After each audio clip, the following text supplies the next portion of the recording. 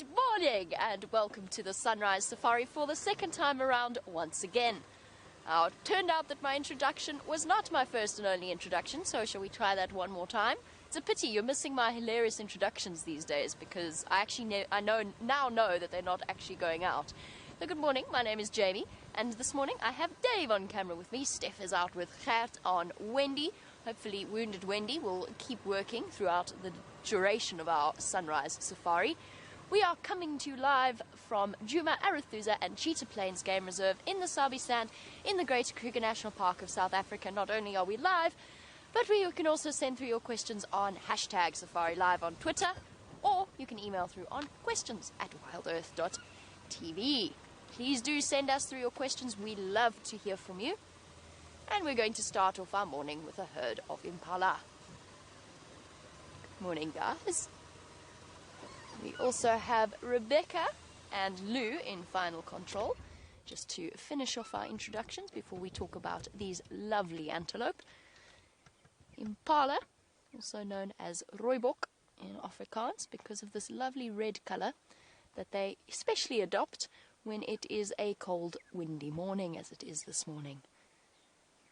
And they've probably had a very scary evening last night. Dark, windy, predators roaming, no sense, and I mean that seriously. As soon as the wind hits, their sense of smell and hearing is immediately compromised. And it becomes very, very scary, and they become very, very skittish. We did actually start off this morning with a herd of elephants, but because it's windy, they also didn't seem to want to stick around, and they went dashing off into the bush. Good morning, Impala.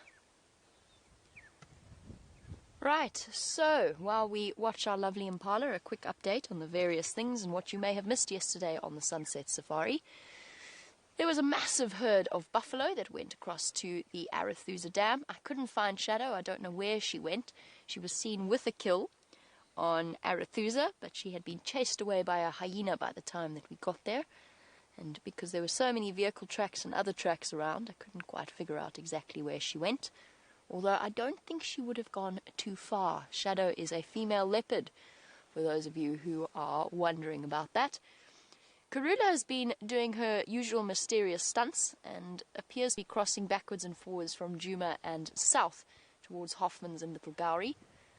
We will be keeping an eye out for her as well. Mvula was on Tambuti Dam Wall, which is to the north of our boundary yesterday, and he wandered south towards Djuma at the end of the evening yesterday. And hopefully he's still around. Mvula is a big male leopard. The lions, having spent sort of 3 days running away from Steph and myself, they are now on the boundary between Buffelshoek and Torchwood, just where we can't go and see them. So to the east of our boundary on a buffalo kill. Though it seems as though potentially there's not that much meat left on the buffalo. I was very, very upset when they decided to catch something just that little bit too far away. But because there's 2 males and 4 females feeding off it, probably 5 at some point during the night, because that 5th lioness must have come through, and 3 very tiny little lion cubs, there's probably not much meat left. Hopefully they decide to come back to us. And that was a summary of all the things that we could potentially see and where everything is that we know about. Onwards we go to search for all magical things. In the meantime, some say at full moon he runs with the hyena clan. Others say the flies recognize him as their true king. All we know is we call him Steph, and he'd like to say good morning.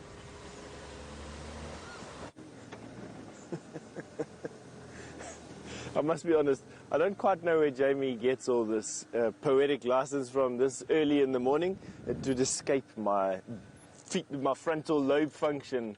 I'm Steph Winterboer, and on camera today is Gerrit. And we've literally just stopped here on the road to what looked like a drag mark, to be honest with you. I don't quite know if it is or it isn't. I'm just busy deciding. I'll show you what exactly it was that caught my eye.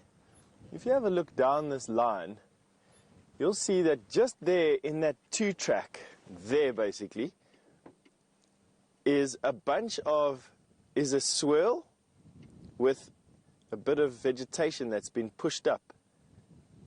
A swirl and a push, and that is so indicative of a drag mark. Now, what a drag mark is, is when a leopard or a lion or a hyena even has killed something, quite often what they do is they drag the piece of prey away from the scene of the crime and they stash it somewhere. They either cache it, hyena cache it in water, leopard cache it in tops of trees, lions just simply devour it, but young lions will quite often pull a piece away and eat it in relative security or without the fear of the total carcass being stolen by a bigger lion. But I don't know if it is. I think that's actually just an elephant's trunk that has been swishing. Quite often they do exactly that. They relax their trunk, which then has about this much of their trunk length that can go onto the road. And as they walk and swing their head, the trunk makes this serpentine motion and can sometimes push up the sand. Why I don't think it's a drag mark is that it doesn't carry on going from here onto the other side of the road, and there's lots of elephant tracks around here as well. So, no drag mark, and this was exactly where Mvula was seen last night, which is what immediately got my attention. But he was seen here, he was seen on top of this dam wall. I'm going to show you now. And here's a herd of impala, which could have been a potential victim. This is exactly what Gert wanted to see this morning, so I'm quite happy that I managed to show him what he wanted to see first. These male impala have been going through this very weird thing lately where they've been displaying rutting behavior. That's what you're looking at there is a bush. Let me see if I can take you back to the impala. So generally, they chase one another around like this, snorting and blowing in these little bachelor herds during the rut, which is when male impala compete with one another for the attentions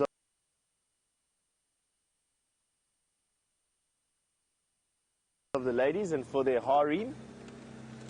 But right now, these groups of male impala have appeared all over the place and are displaying this rutting behavior, and it's I don't know what it is. For me, it's an enigma. I'm not too sure why they're doing this. There is some evidence to support a sort of mini rut that happens a few weeks after the main rut, and that's what it could be. It's also what would explain the fact that after the impalas give mass birth around November, December time, that you always find these Christmas babies and January babies, these youngsters, not too many, but these youngsters coming through. And I don't know if it's a way for impala ewes that didn't fall pregnant during the first rut to have a chance at falling pregnant at the second mini rut. I've never read that anywhere, it's just a hypothesis I have. But it doesn't look like any of these impala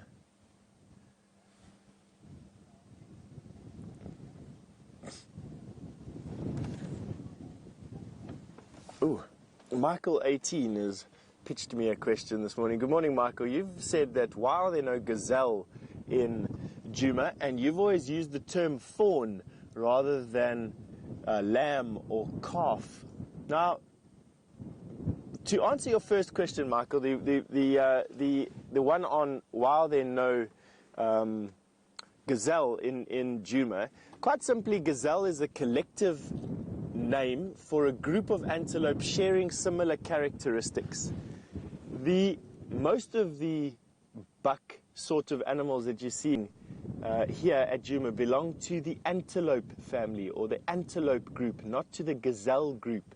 We do find gazelle in South Africa. They are springbuck, but the springbuck are almost entirely contained within the inland plateau and to the drier desert areas of this country. They are our only gazelle. And then further up in Africa, we do get the Thompson's gazelle. Oh, I've just disconnected myself here. And we do get the Thompson's gazelle as well as one or two other types of gazelle-like antelope that occur but further north in Africa and definitely onto the inland plateau. All the antelope that we see here, all the buck-like animals that you see, the even-toed ungulates here are part of the antilopines, the antelope group of animals. I hope that helped you out there. As to your second one, with regards to a fawn and a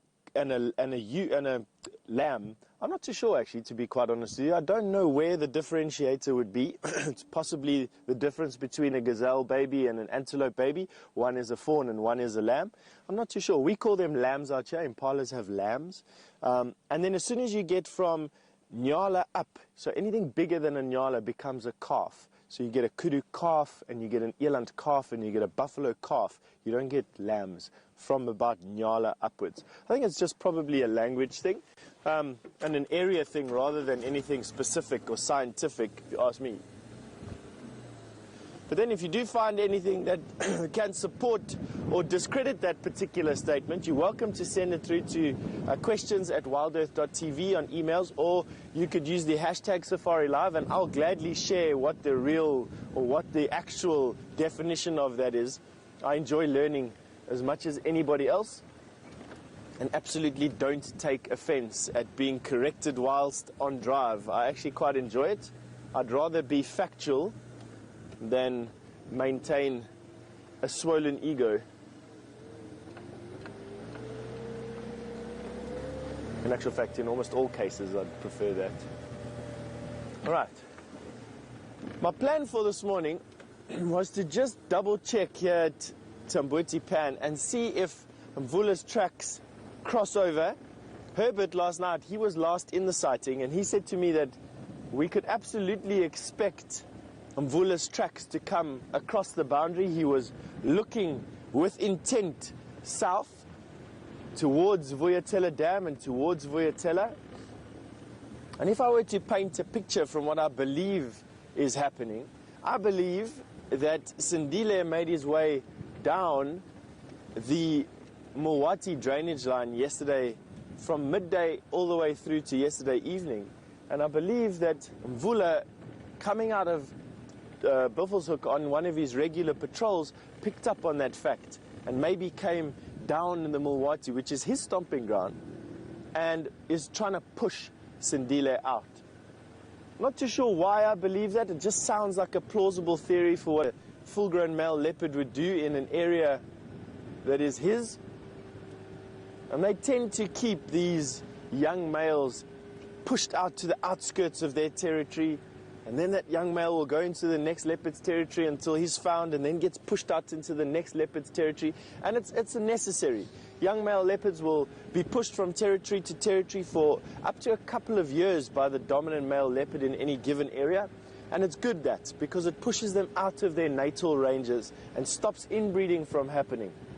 Except in this particular case, there's something else happening over here that even had the scientist in charge of predator conservation of this area baffled.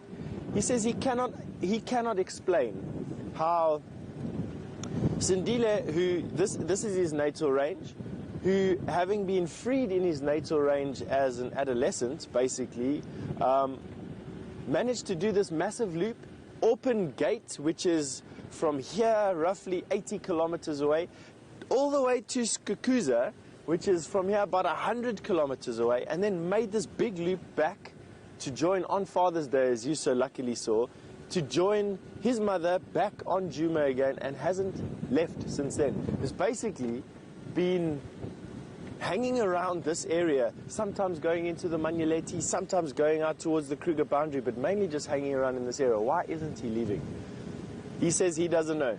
Part of that 80-20 theory that he pitched at me the other day. 80% of the times animals will behave like we've studied them to behave, and like we know of, 20% of the time behaving like nothing you've ever seen before. What's going on?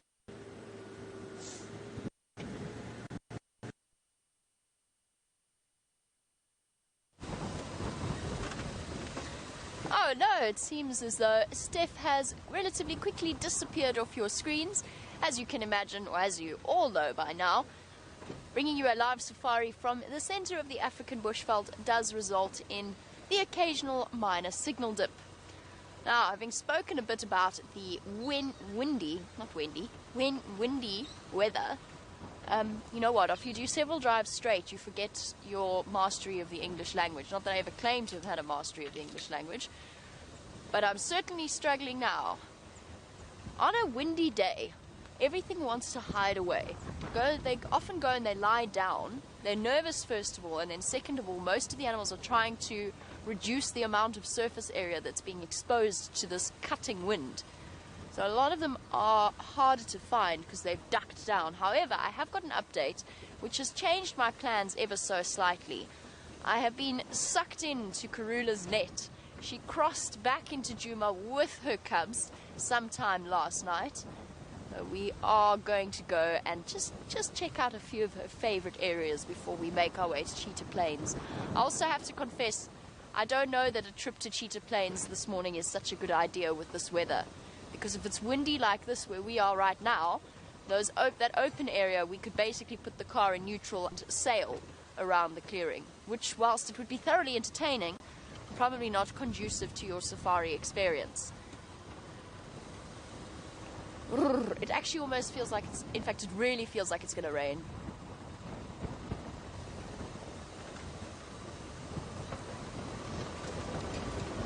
And hello to Porridge Silt. And absolutely not, you are not watching a caged safari. Trust me, you've only had to have seen the last few drives where we didn't find anything in order to believe us. Now, caged silt, if you want to do a little bit of research, you can have a look at where Djuma and Arathusa fall in the Sabi sand. Basically, we are connected. Actually, let's stop, because if we look east, I mean, we're not quite high enough to see it.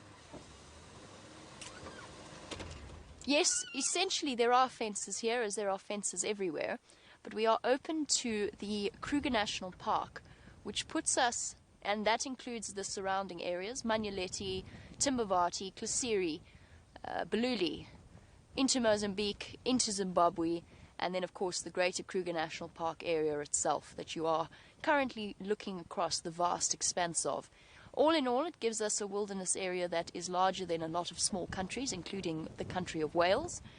It equates to 8.5 million acres, or close to 4 million hectares of unfenced wilderness area, depending upon where you happen to be from, Porridge Silt.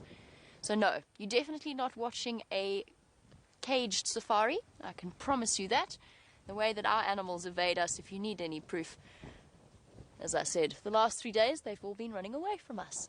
There are no caged safaris here. Every single animal here is completely 100% wild.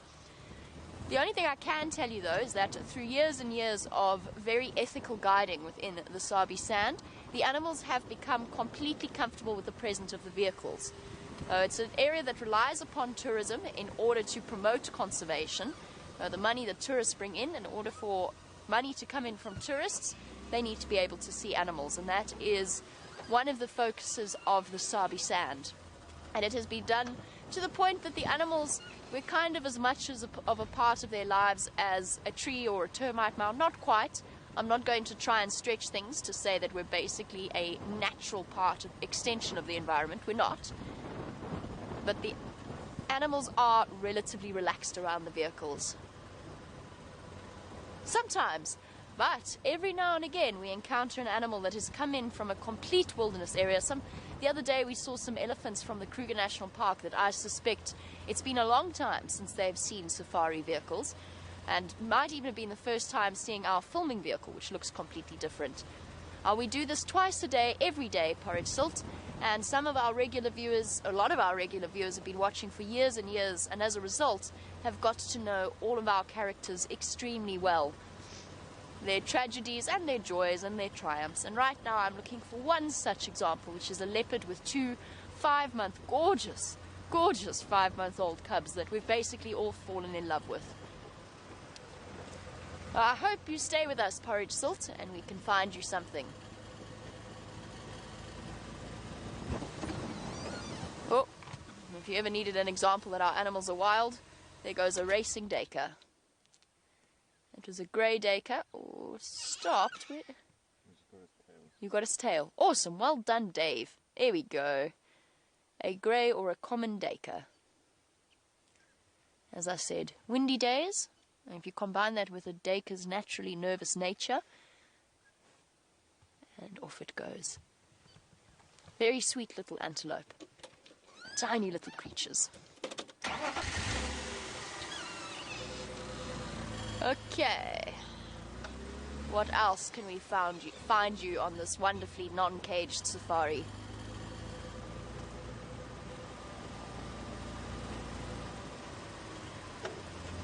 It's one of those days. It's one of those days that started off warm and is now freezing.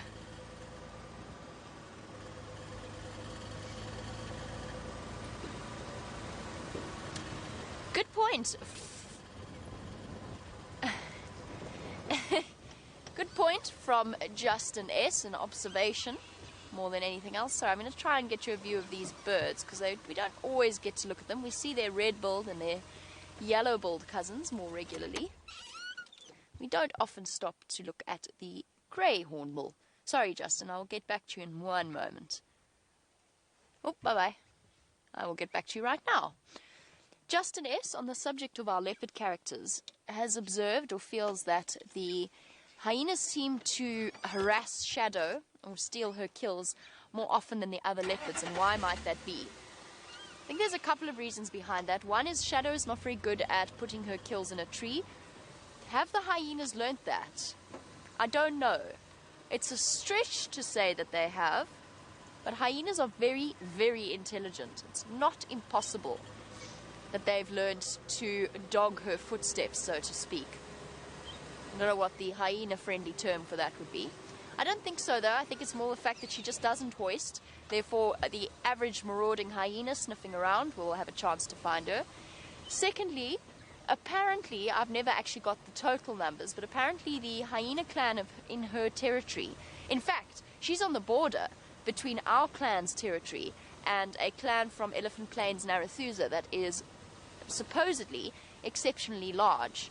We've seen at least 15 of them feeding around that baby hippo carcass once, so we know that there are lots of them around, and I think that might be one reason as well.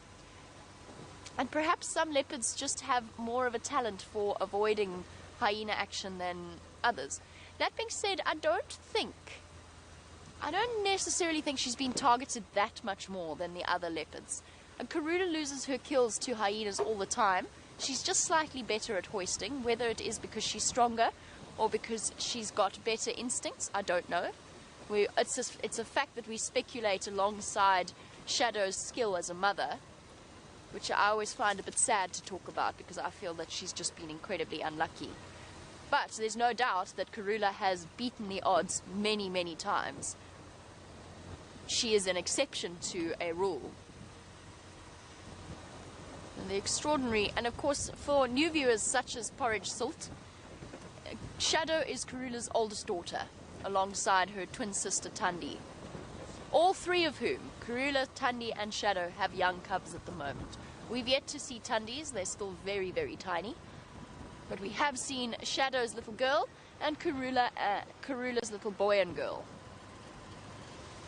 that I'm really, really hoping we can find for you today.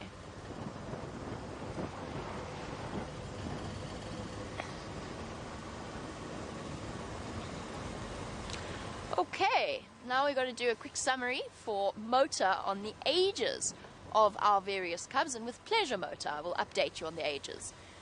Karula's cubs are nearly 6 months old. They must be, what, 5.5 months old at this point. They were born on the 2nd of February.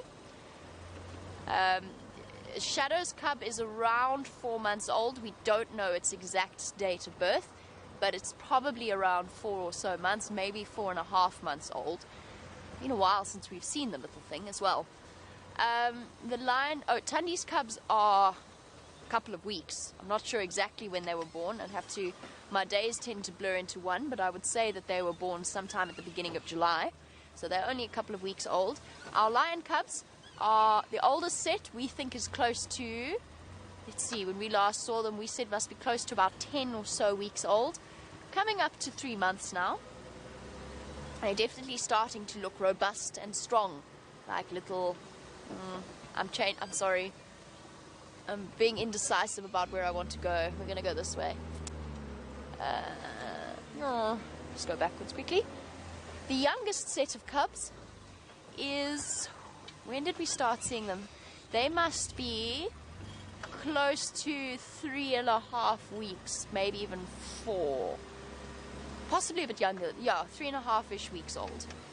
So they're very, very tiny. When we first saw them, their ears hadn't even popped up yet. They were probably about 10 days old. There might be a third set of Nkuhuma cubs, or there may not be.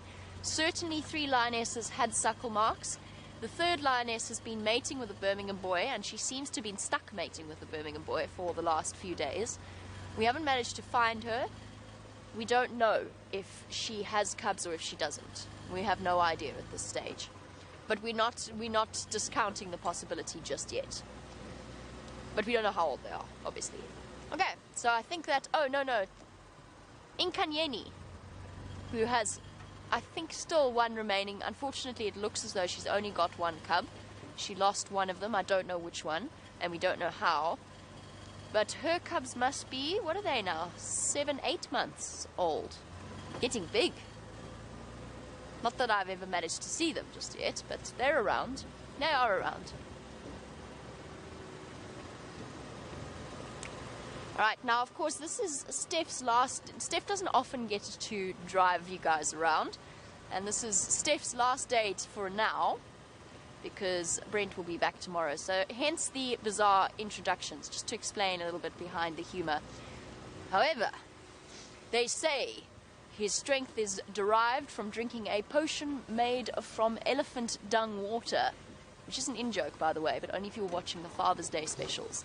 Others say the deep, manly boom of his voice is able to communicate rumbles at a frequency that elephants can hear hundreds of kilometers away. All we know is we call him Steph.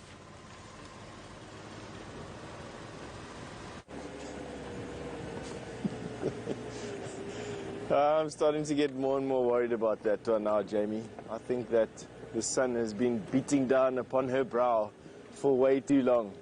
I have to stake her out and let her dry out a bit.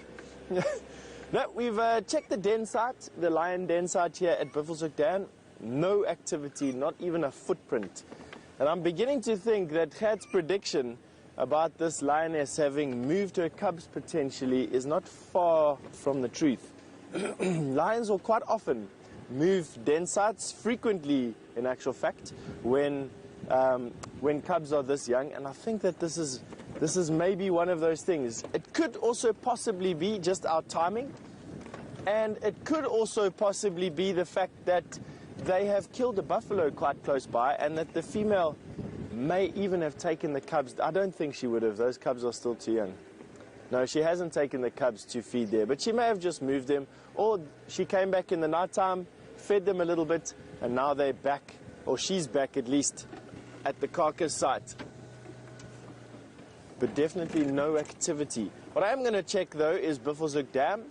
It is one of the closer water points to this particular kill, and perhaps what we're lucky, if we're lucky, we'll find something drinking there.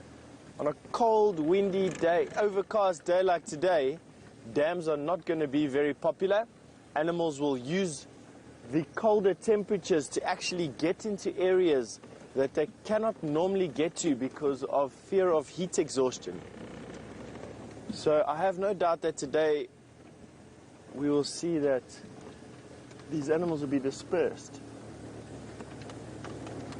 Now, Jamie McCartan, you've asked me if animals hibernate for winter here. Jamie, it doesn't get that cold that animals need to build up reserves that will last them through a time when there's absolutely no food. In other words, when there's lots of snow cover on the ground that covers up vegetation, or it just becomes so debilitating, the cold, that animals use more energy keeping warm than what they can ingest from the available food sources out in the bush. Here, even though it does get very dry, as you can see, and food sources are very limited, they don't really hibernate. We do get some snakes and of course frogs And tortoises go into a dormancy period that is similar to hibernation. I would say that the closest here that we get to hibernation is probably the tortoises, which go into a sort of slumber during the coldest months of the year here, when there's absolutely no wet vegetation for them to feed on. So I think that that's probably the closest, but definitely nothing like you find in the northern hemisphere, where animals basically go and ensconce themselves in a cave or cavern and have their... Okay, so the lioness tracks go down the road here. So she did actually visit the den site last night and join this road going in this direction, which is good news. At least we know that she's still in this particular area. Where she went to after that, I'm not too sure. The tracks have been blown over by the wind that has been basically just buffeting these tracks since last night. In actual fact, oh no, the tracks are still on the road, on the left-hand side. Let's go down and check the water. We may just be lucky. If all of you in your minds start to project all your wishes at your screens right now, think lioness. Let's see if we're lucky enough to change, or to, let's say, have some luck thrown our way. Alright, while we approach Buffelshoek Dam, Jamie's got some zebra and impala to show you. We do indeed. We have a lovely collection of zebra and impala to show you, all standing, staring off into the distance. You know that it's going to be an interesting drive when you show Rebecca some zebra and she goes, hallelujah! So we do indeed have a combination. Safety in numbers prevails once again. We have a social aggregation of impala and zebra. And in this case, a bachelor herd of impala, still a little bit jumpy around each other, along with what looks like a breeding herd of zebra. Now that is the stallion that is walking behind the rest of the group amongst the rams. You can tell by the thin strip of black between the cheeks of his bottom underneath his tail. And you could be forgiven for thinking that he looks too round to be a male, that perhaps he might be a pregnant female. That's because zebra are always round. They always look as though they are in good condition, because their digestive process produces a large amount of gas, which in turn swells their bellies up in a barrel-like fashion. The only way to tell that a zebra is starting to struggle in terms of nutrition is if their mane starts to flop to the side. That is the first indicator. Something we haven't seen yet, and I'm hoping that we don't get to see as we carry on into our dry season and into the drought.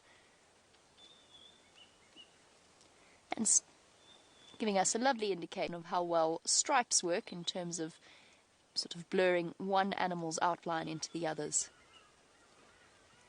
So he's got his harem. It will be led by the female, the head female.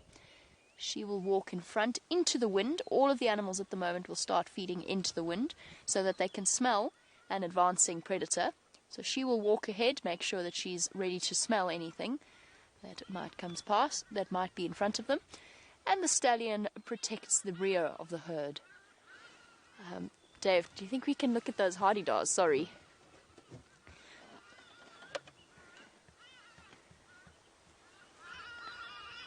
A flock of hardy-dars. And it becomes even funnier. I was always told when I was a kid that the reason they make that call is because they're really afraid of heights. Which becomes really funny when you imagine them flying through the air going, ah! A hardy-dar ibis.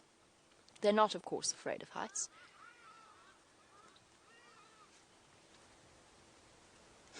Well done, Dave. And off our hardy-dars go. Back to our bachelor herd of impala. My suspicion is that the pregnancy hormones is what's causing the false rutting-like behavior. They're definitely too late to get lucky with any of the ladies. But because most of the females are pregnant, I think the initial pregnancy hormone, the spike of progesterone, other pregnancy hormones is causing a sort of a false estrus type impression amongst the males. Also, I think just the residual hike in testosterone on the male's part. They get a bit more jumpy around each other. They've just become so used to every time they walk past a male getting challenged that that behavior sticks around for a little while. They're looking good though. Still in very good condition. No boy. Now that's a gland, by the way, on the top of his head there, between his horns. There is a story amongst the sort of the guiding fraternity, one of those things that I feel might have been started as a partial joke or a partial misunderstanding of the facts. Oh, he's got an interesting ear as well. But the idea is that the impala time their mating and their breeding and their births by that gland on the top of their head that is geared towards registering daylight hours. So essentially in the shorter days of the year they start to mate in May, and as the days start to get longer towards the summer solstice, they then give birth. I don't think so. I think that sounds a little bit of a stretch of the truth. There's probably definitely a hormonal function of that gland, that we can be sure. But whether or not it is measuring day length, I think, might be a bit of a stretch of one's imagination. But certainly it will play a role in their hormones, or at least giving an indication of their hormones. So one of the reasons that impala thrash the trees when they are going through their rut, first of all, it's to look very, very intimidating, often results in scratched eyes, but it also spreads their scent from that gland and the preorbital glands around their eyes onto the various branches. Impala are just full of mystery scent glands. They've got 2 on the back of their back legs as well. The metatarsal glands, also, the purpose of which is a mystery, in a way. There's lots of theories, but the truth is we don't totally know. And our lovely impala, always very svelte looking, although they are quite puffed up at the moment, but very svelte looking, because they spend a large % of their time grooming themselves and each other. Well, not right now. Right now they're sort of at slight war with each other. But they do allo groom, and they've got special loose teeth in their bottom jaw for that exact purpose. Which is why they always look so incredibly tidy. Bit puffed up right now though.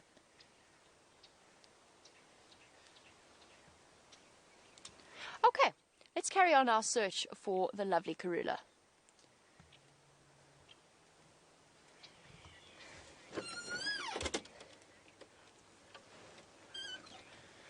Before I start up, Tony's looking at the clouds above our heads and was wondering whether I think we might get rain.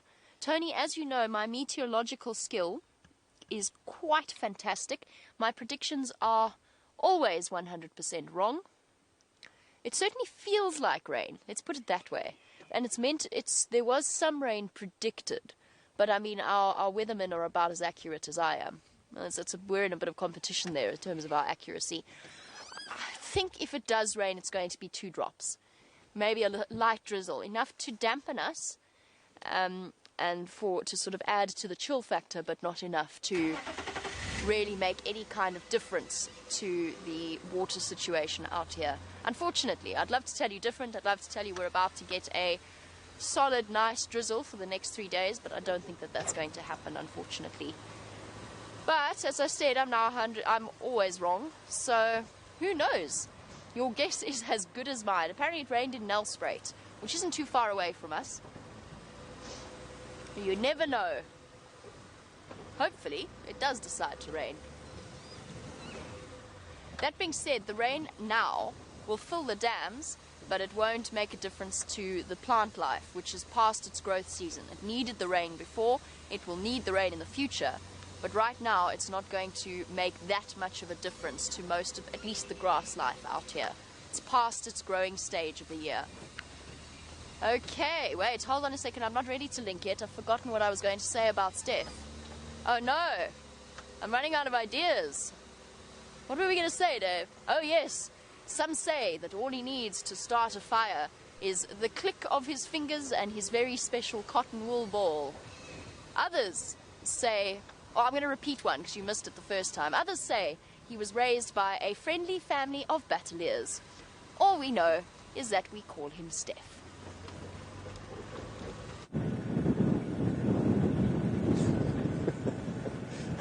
I feel like I was raised by a friendly family of badgers, to be quite honest with you, if that's exactly what Jamie said. I got a bit garbled there halfway through. I don't know what we're going to do with this one. I'd gladly take any suggestions that you have at the moment. I'm quite enjoying this drive today, to be quite honest. It seems that it feels like it's going to rain. It smells like it's going to rain. There's this like rainy smell in the air at the moment. But yeah, it might not. It's not uncommon to get rain in these months, to be quite honest with you, especially with the hardcore cold fronts that come up from the Western Cape and from Antarctica. And it does rain sometimes. They make for incredibly uncomfortable safari days when you have a freezing cold front come through with rain and you have to go out on safari and see nothing and get hypothermia. But that I don't think is going to happen today. Today's just one of those days that are just going to be overcast and a bit blustery, which is fine. I like these days.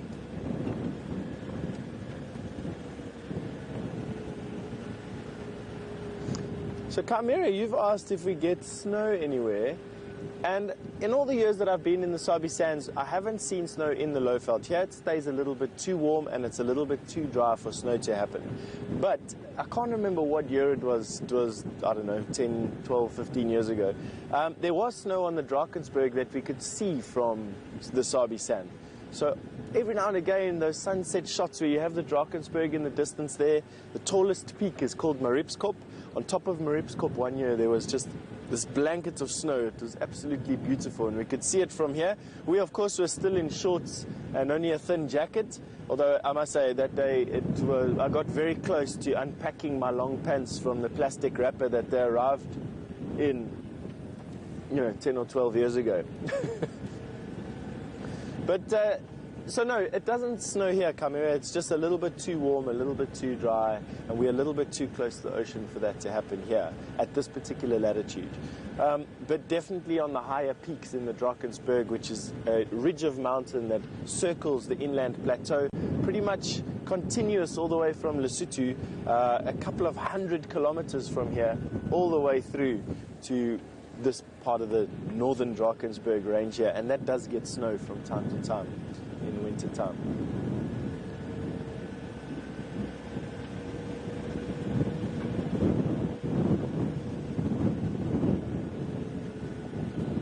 All right, now we're about to turn onto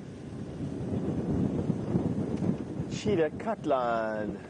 And Cheetah Cutline is important because it separates one drainage line system from another. It separates the Mulwati drainage line. Actually, it doesn't.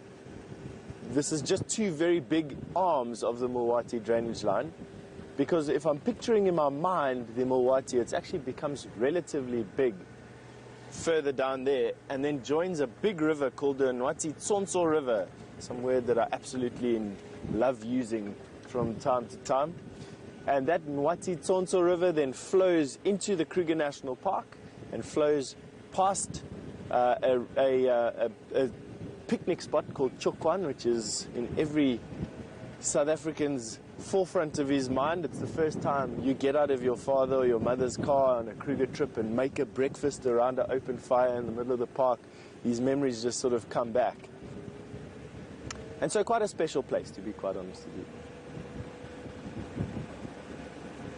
And this is the start of that particular river. This is its drainage basins, where the rain that falls here flows down these rivulets and eventually goes past Chokwan. And from Chokwan, I think it breaks through the Lubombo mountain ranges and joins, I'm trying to think now which river it would join. It will either join the Sabi River or it will join the Letaba River. I'm not too sure which one it joins, actually. And that will be on the Mozambican side of Africa, on the other side of the Lubombo mountain range.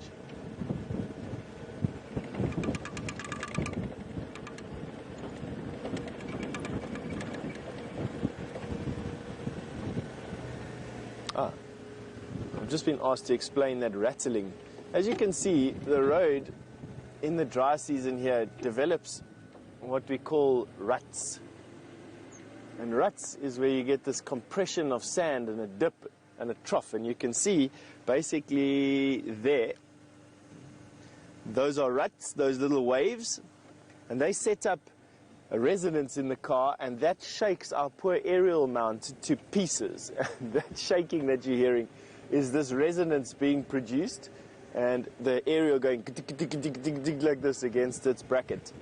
Which, of course, when Brent drives this car, shakes that bracket to pieces. We've now replaced the poor thing probably 6 or 7 times after Brent's enthusiastic use of the equipment, including his car here.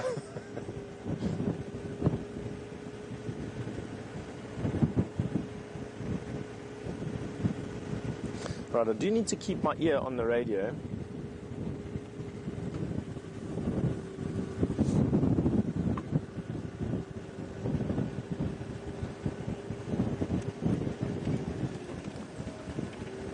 Naomi in Pretoria today, Pretoria, South Africa. Good morning, Naomi. You've asked you've remarked that you said that you've seen some trackers sitting on the front of the vehicle in the Sabi Sands, and isn't it dangerous? Naomi, in all my years of having trackers on the front of the car, I can count on my one hand the amount of times where the tracker was the focus point of an attack and a focus charge. It's generally a car, and generally the occupants at the back of the car, as much as what tourists don't want to hear that, but generally someone waving crazily or standing up or pointing wildly at a leopard is the focus of a charge, more so than anything else. And so, no, I don't think that it's particularly dangerous. There are some areas where trackers are the focus. Sabi Sands has had safaris going in them for, 60 years odd, somewhere around there. And I think that animals are quite used to seeing that shape. I've worked in places that are much wilder than this, and there definitely you don't want to leave anyone hanging out the front of the car, and we absolutely don't do that. We bring trackers into the car when we're in sightings in other places in Africa. And yeah, you just absolutely don't want to do that. You want to keep your options open. You don't want to go and set up an innocent just because you're sticking to tradition.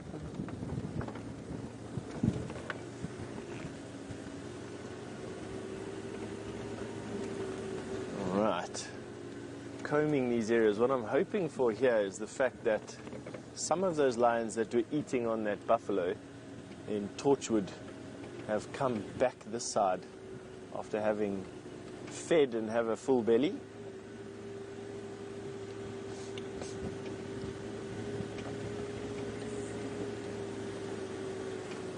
But I'm seeing no evidence of any footprints. The freshest footprints of lion that I saw were the footprints for that female lion around that den site.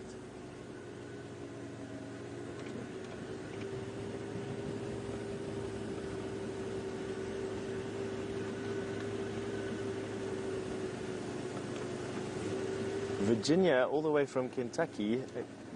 Good evening, Virginia. It's deep in the night there for you. You've asked if the lions take kills back to their cubs in the den sites. Virginia, I've never seen a lioness take a kill to cubs. I've almost always seen them bring their cubs to kills.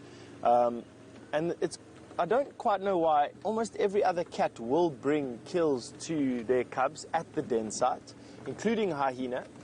With the exception of cheetah, they don't really do that. But lions just seem to do it the other way around. They just seem to have another way of doing it, really. They quite often will come back to suckle the cubs and then walk all the way back to feed again themselves, leaving the cubs unattended. And then from about 8 weeks, 6 to 8 weeks, the cubs start, the mother will go and fetch the cubs at the den site, bring them through to the kills, and they'll sit there with the kills, tasting meat for the first time, not really joining in the frenzy that is feeding around a carcass, but definitely tasting meat when they can, and then suckling right there from their moms, which is, of course, an energy saver for the moms. And then from there, basically, just trying to trail and keep up with the pride. The mother will stash them in hidey places, go and hunt, they kill something, she'll come back, fetch the cubs, and they'll play this sort of hopscotch game until they're fit enough to keep up with the pride on their nightly forays.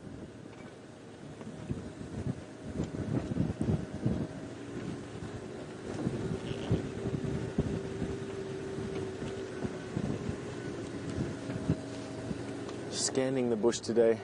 It's on a grey day like this that all the colours in the bush for me come out. It's not this sort of washed out colours that the sun gives us. You can definitely see, even here where we are now, we're in a thicket where we've got quite a few different colours going. From this side over here, these bright greens of this weeping wattle and of the guaris, that deeper, darker shade of green there. And then as we pan off to the left, we'll see that the colours change on these combretums. And you'll see the oranges and the golds and even some reds in some cases of these trees coming out. Have a look at that. Very different. And then, of course, the greys of the leafless trees.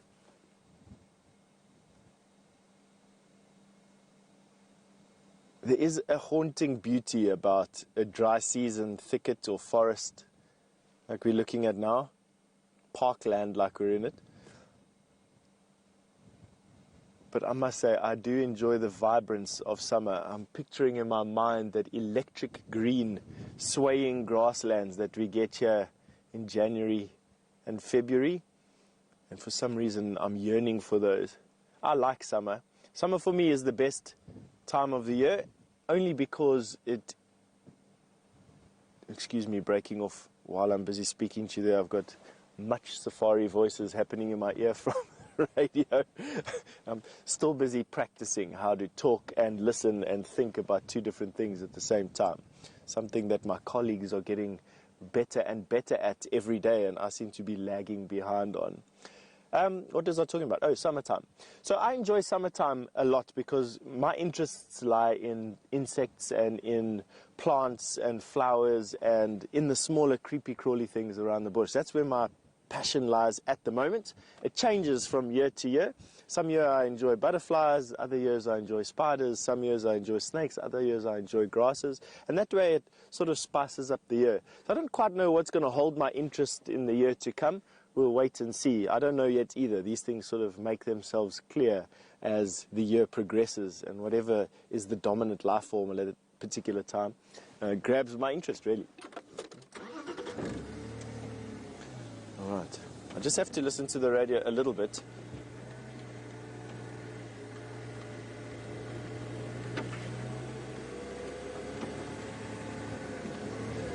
Excuse me, looking vacantly at my radio, hoping for an answer to come out of it. Mike Steph, sorry, I've just been presenting and hence my radio comms are a little bit intermittent. Just confirm I'm still first standby.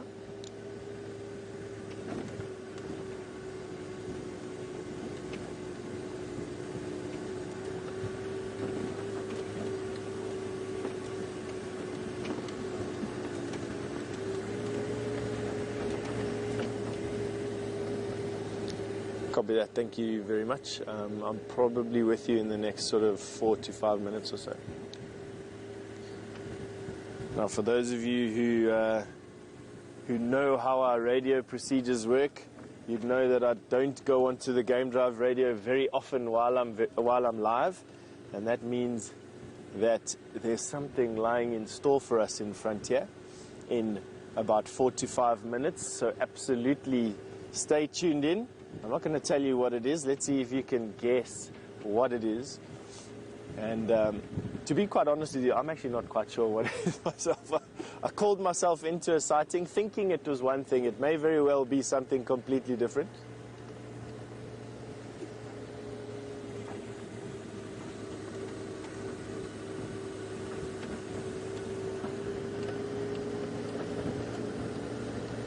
All right. We're going to be coming to a split in the road up front. I'm going to be going left to see what's happening.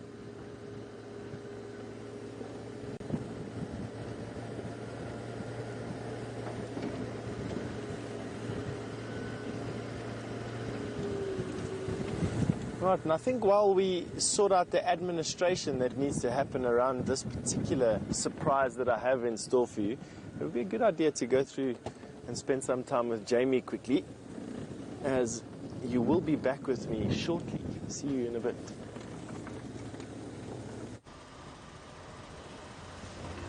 I have to admit I'm having a good chuckle because I think Steph's surprise is going to be very much a surprise to him as well. I know what it is, because I wasn't presenting at the time, so I've been listening. I know what it is, but I'm not going to tell you either. In the meantime, Aubrey and I are hot on the heels of Karula and her cubs. I say hot on the heels. We're warm on the heels of Karula and her cubs, or at least we sort of vaguely know where Karula and her cubs went, which is this way, towards Twin Dams.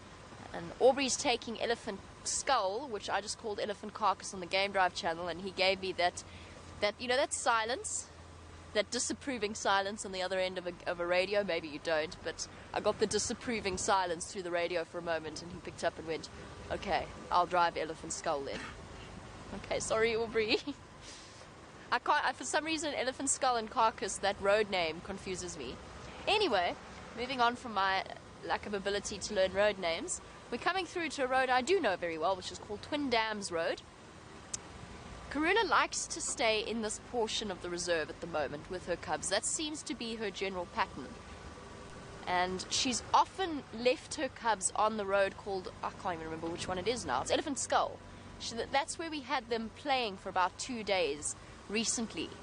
On their own, just entertaining themselves, being thoroughly well behaved as only leopards' cubs can be well behaved. I'm going to guess that, interesting. I'm going to guess and say that this is where Karula crossed last night. And the reason I say that is because there are a whole load of vehicle tracks here. In the dirt.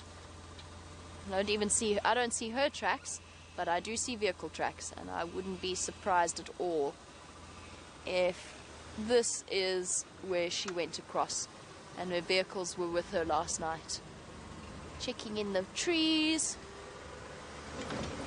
Her little cubs, from what Aubrey said, it sounds as though little cubs are becoming more and more independent. He said that one of the cubs actually crossed south without her, disappeared off for a while before rejoining her.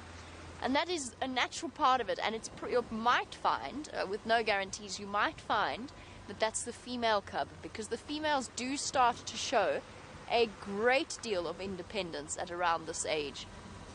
Shungile is going to be the one that starts to practice hunting first. They both will, but she will may even be the one that masters it first, because she's certainly got a level of grace to her, the way that she comports herself, that I think bodes well for Karula's cubs.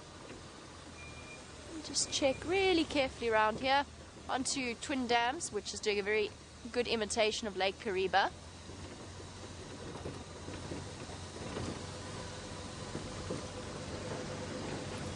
Oh, Christopher, your question perhaps well placed for me to ask the advice of many of our other viewers.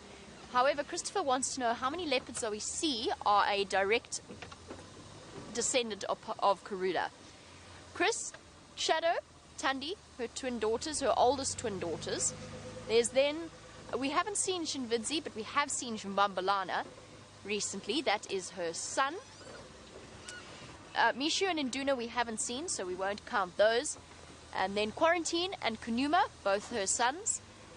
And therefore, Shadow's Sindile is her grandson, just to carry on with the thing, as well as Shadow's new cub is her granddaughter. Am I missing the direct descendants? That pretty much sums it up. All of the leopards in the area will have some degree of genetic connection. They may well share fathers. In fact, the father of Karula's cubs may well be the same father as Shadow's current cub. Leopard's not bound by human rules in terms of social norms. There we go. I think that's... Have I got everything? Numa 19. Have I missed one? No, I think that's... In terms of direct relations, that's it. I don't know that she has any sisters around here or any brothers that are in this area that we would see. But as I said, there will be a level of genetic connection amongst all of the, especially the female leopards, because of course female leopards, they hang around in their mother's territory. Let's just go, I mean, it's ridiculous, there's no chance. But I always pass these jackalberry trees and think what a perfect leopard tree they would be. So we might as well go and have a look.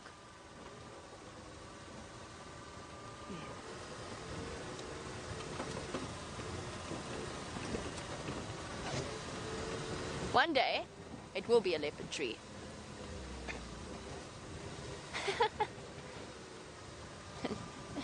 Rebecca doesn't share my optimism.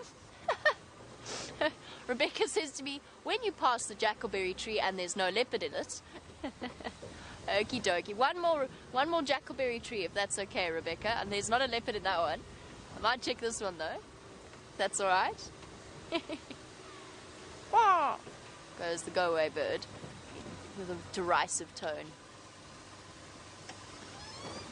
They're not. Sorry, Rebecca, your faith was misplaced, as was mine.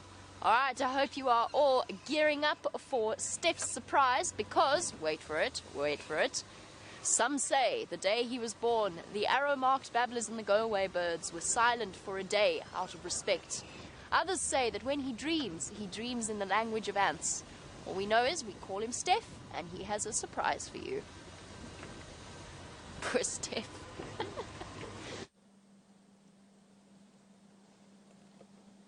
I really don't know what else to do except just shake my head in shame that I'm associated with peers who have obvious higher brain functions but cannot put them to use. Anyway, we have finally got the surprise for you. And let me tell you, after 3 days of looking at nothing but dust, sand and leaves, trying to convince you that we know what we're doing, we have finally found that mating pair, and you are just about to witness something. Let's see.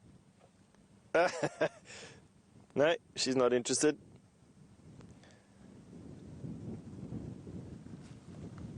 No, there's still, there we go. Obviously behind all the bushes for you.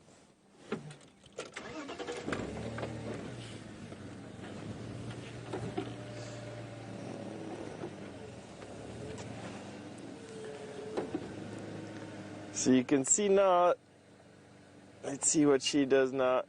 Not a very frantic mating. She's rolling on her back there. That's a sure sign that it was a successful copulation. Busy yawning. One of the Birmingham boys, and it looks like one of the Nkuhuma lioness. Isn't that wonderful to see? Not the actual act, but the fact that these two have come together again after all this months and months of strife. He's now just sort of asserting his dominance, not over her, but literally just over the area. He'll take some time now to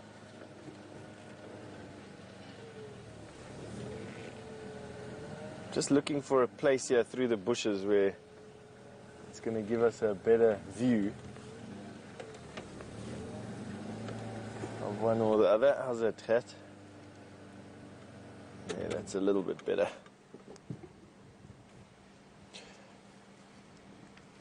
So even though males are associated to prides and would seem dominant over those prides because they steal kills from the female, they're well known to the females, females don't react aggressively to what we call pride males. They definitely are not the same thing. They can hardly even be called a proper pride when you consider males and females together. Females tolerate the dominant males in an area around them because of the fact that they are the strongest males in the areas that they live in at that particular time. And that gives their babies the best chance of survival. So the females are actually the custodians of the strength of a pride, of the genetic strength of lions in a particular area, and are actually the treasure troves. Male lions compete with one another over an area that has female lions in, and the strongest males are the ones that make it to maturity, and the strongest males are the ones that have mating rights with the females. It's not necessarily the same thing. In other words, being the custodians of lion strength as a whole and being the strongest male in an area is not necessarily they're not the same game plan. They're two different game plans. And what you're looking at him, he's in attendance with this female, and you could see after he finished mating, he first walked one way and yawned and stood up nice and straight and looked the other way and yawned and was bristling. That's just him showing anyone or anything in the area how big and how dominant he actually is, and her. Females can actually hold off ovulating for almost 100 days, where they will give any male in an area the opportunity to try and usurp the male that's in attendance with her. And if she doesn't feel that this male is up to the task, they will absolutely withhold ovulating until the last possible minute. They can withhold it up to 100 days. Then their bodies will have to ovulate, and then whatever dominant male is in the area will have a chance of mating with those females. And in lion-poor areas, in areas where lions have been hunted or persecuted, it's not uncommon for inbreeding to happen. As a species, the females will know that to keep lion numbers there, to keep the species going in an area, they will sometimes have to inbreed. It does happen often, in actual fact, leopard and lion populations. And they're quite resilient to that, except for the fact that after some time you will start getting problems with size, health problems, and in fringe areas, in areas where lions live in under very difficult conditions, it's not uncommon to find lions with no manes, females with manes, much smaller cats, abnormally large cats, just bizarre throwings around of stuff. And it's all because of this mixings. Kruger National Park, we don't have that, luckily.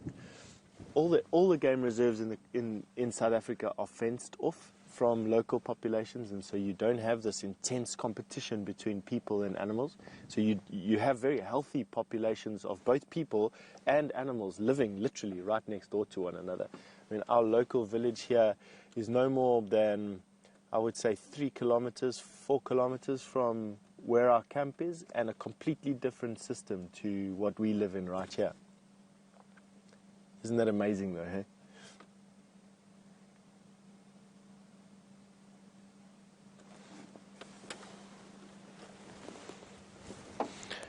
Aubrey, you've just asked me if this is the female with suckle marks, and you know, as she rolled over onto her back there, I tried to see if she had any prominent suckle marks.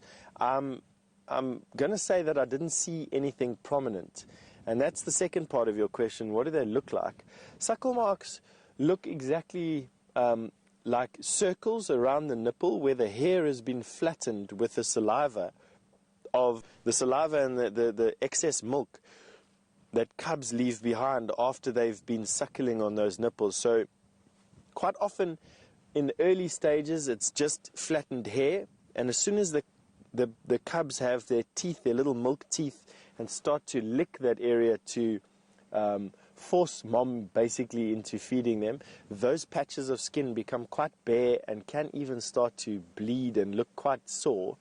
In this particular case, I haven't seen this female yet, although I must be honest, I just had a very, very brief visual of that, and I'm sure as we spend a little bit more time here, we should see another mating occur. We should see her roll onto her back again, and it will give us another opportunity to have a look at that.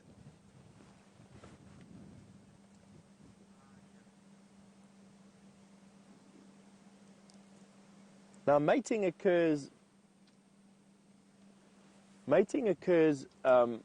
can occur at any time during the year. Cubs are born at any time during the year. There seems to be a flush of cubs, though, towards the end of the year, sort of Christmas time. Although females will give birth at any time, and it's literally dictated to by how the pride dynamics are rather than the seasons. But there is a slight increase in cub births in an area in summertime. I think it sort of coincides with the abundance of game that give birth at the same time. A lot of babies around, moms have got a lot of food, and so it's easier just to have more cubs survive, more cubs get born during that time. Now, this mating will last for about 5 days. I think this is probably about day 3 or 4. We'll see what the frequency of mating is. As it reaches its height, a male lion will mate with a female probably every 3 to 5 minutes for about 24 hours or so. and then it'll start to taper off again to about once there he goes again. So this is probably now every 5 to 10 minutes or so. So I'd say this is, where's she going? She grabbed her tail in his mouth to stop her. Oh, she's trotting away. She actually does look like she's got suckle marks, I'll be honest with you. She absolutely looks like she's got suckle marks, so he's covering her again. Also just behind a bush, of course.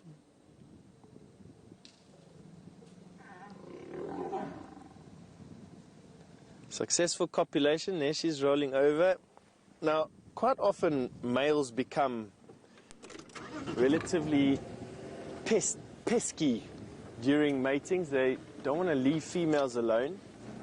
And a female that has got babies, potentially even from another male lion, will quite often elicit sort of mating behavior. Their bodies are giving off pheromones.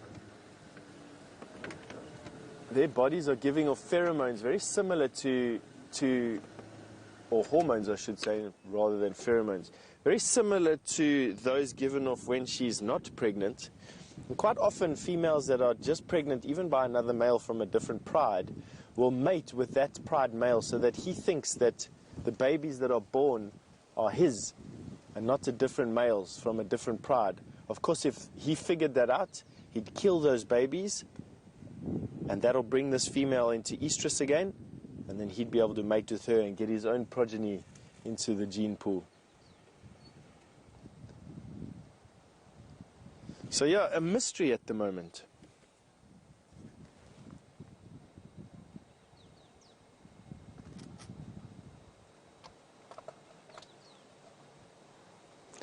And Hollow25 has just asked, if she still does have cubs, hasn't he kept her away from those cubs for far too long? And would they have died? Hollow, potentially. It depends on how old those cubs are. Lions do cooperative nursing. In other words, a different female will be able to suckle another female's cubs. They definitely do that. And but that'll all depend on how old those cubs are. If she's just had babies and has lost them, it could either be as a result of predation. Don't forget that cub mortality is incredibly high. 80% of all the cubs born in a given year die before they are 1 year old. And the primary cause of that death is predation from other predators. So hyena, leopard, other lion, basically just almost anything. Cubs are highly, highly vulnerable.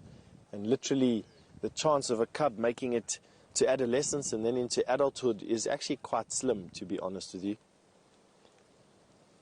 So there's a good chance that maybe she's lost her cubs.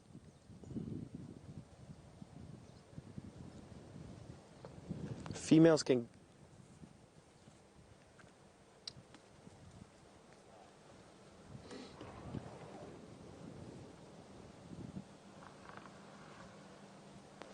So James Richards has just asked if this female is having a postpartum sort of estrus cycle and wants to know how long that'll last. Will it be similar to a normal estrus cycle?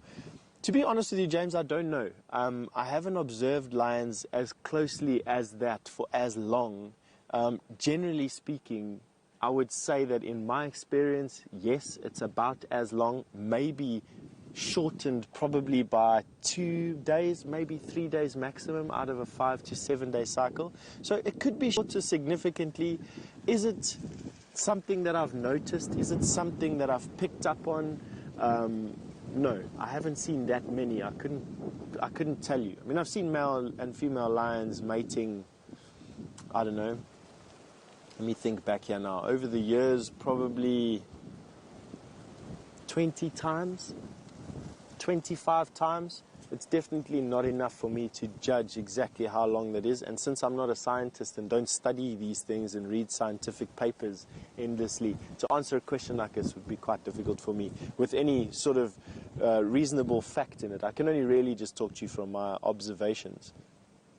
So, good question there, James. Nice one.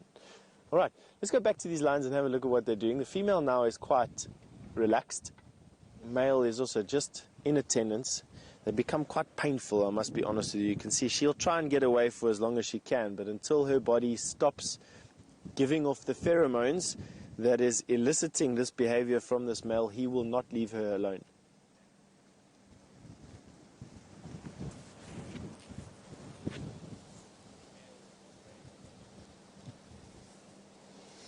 Anthony, you've just asked me, or Anthony Law, you've just asked me, why do they always change location when they're mating like that? Anthony, it's literally just the female trying to give any other males in the area the chance to cover her as well. So although there is only one male here, it's an instinctual behavior to let her just get a bit of space in case there was another male that could possibly usurp this particular male. And it's why she leads this little chase. He then is forced to dominate and cover her, and that in turn basically elicits that releasing of the egg function in her body. So she needs to be dominated before her body will release the eggs to be fertilized. And there are some facts floating around that lions literally need to mate 1,000 times for every one cub that gets born. As you can imagine, that's a lot of mating for every baby that makes it to 1 year of age. Just gives you an idea of how difficult it is actually for lions to maintain healthy pride numbers and to keep lions in any particular area there. They're quite often one of the first animals to disappear in an area, and in actual fact, lion numbers have decreased so dramatically over the last 20 years that almost entirely lions are now ensconced within national parks that do not occur in wild populations outside of national parks, with the exception, I believe, of Namibia. Namibia is or has the last wild lion populations outside of natural reserves or wildlife preserves, and that is a great sadness in this world of ours. I do not believe that we will ever get to a point in our lifetimes or our kids' lifetimes again where we see free-roaming wild lions outside of national parks. And even my child and perhaps even his child in the future will battle to see lions. In the Kruger National Park, roughly 3.5 million hectare, the latest census suggests that there are less than 1,000 lions. So less than 1,000 of these great cats left.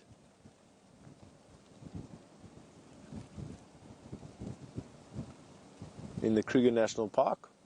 As to a total world population of these cats, I'm not actually sure. I think it's around about, I think in Africa, probably around about 25,000 maybe. I don't know. That's a guess on my part. If any of you out there would like to just quickly research how many lions are thought to exist in the world, please feel free to send through the answer to that question to questions@wildearth.tv or hashtag SafariLIVE. I'll share it with everybody watching. But in the Kruger National Park last year, they reckon less than 1,000 lions. It'll be interesting to see what the other statistic is. And so this mating that we're seeing right now is very important. Whether it's postpartum mating or whether it's in actual fact a normal estrogen cycle where she's having her eggs fertilized, whatever it is, it's healthy, it's good to see.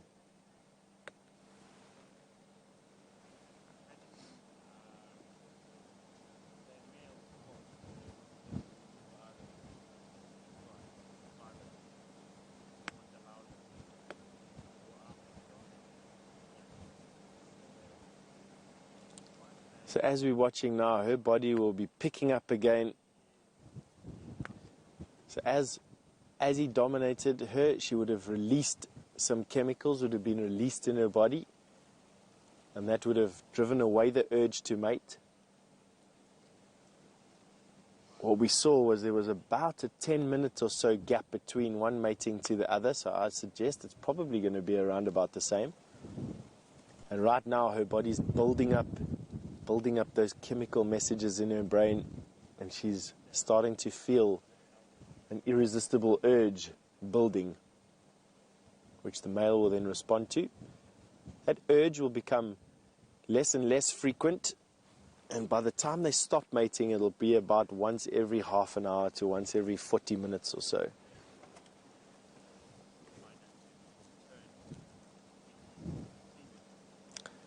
I think while we're waiting for that urge to manifest itself, it'll be a good time to send you over to Jamie for an update. I'll call you back as soon as any action happens.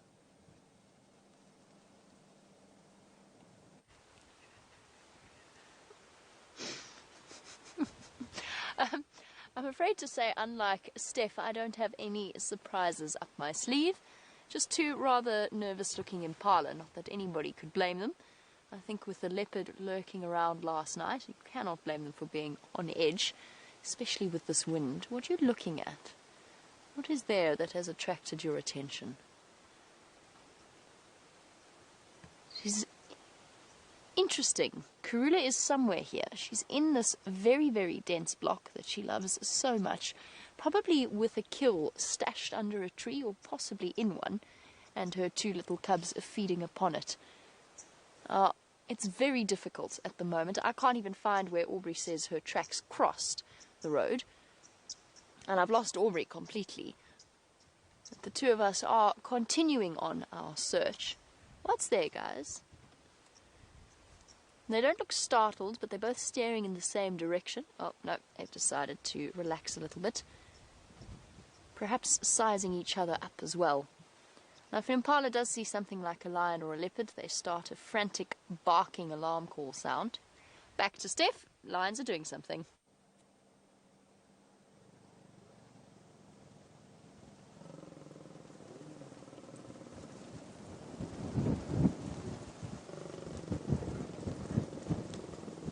She's not moving her tail to the side and making it very easy for him at all. That was actually unsuccessful. No, it was successful. Obviously just didn't look close enough. There she rolls over. Have a look at that belly of hers. Let's have a decent look there now.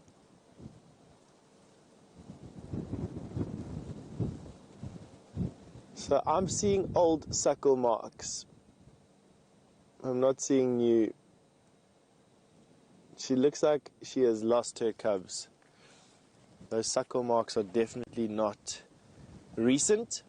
I mean, it would be explained by the fact that she hasn't been close to her cubs for a couple of days now, and it's been very dry.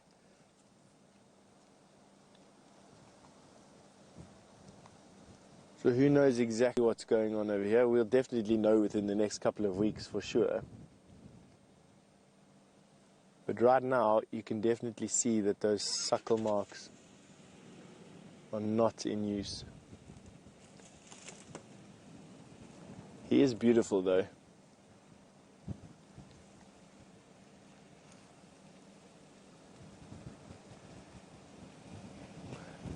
All right, and with that over and done with for now, I think we're going to send you back to Jamie. Sorry for stealing you away.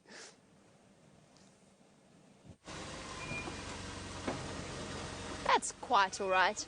No problems there in having stolen us away.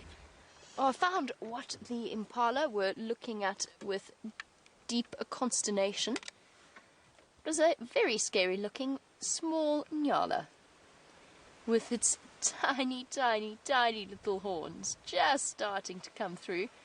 Hasn't even begun to acquire the long dark coat of an adult male. It's got a slightly fluffy feel to it.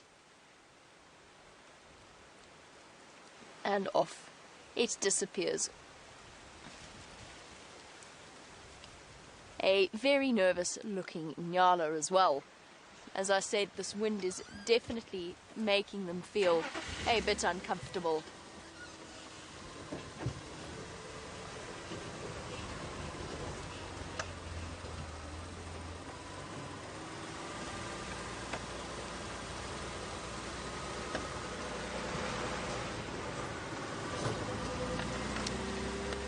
Speaking of Nyala, James Black was wondering whether or not we eat any of the antelope in the same way that in America they eat venison or deer.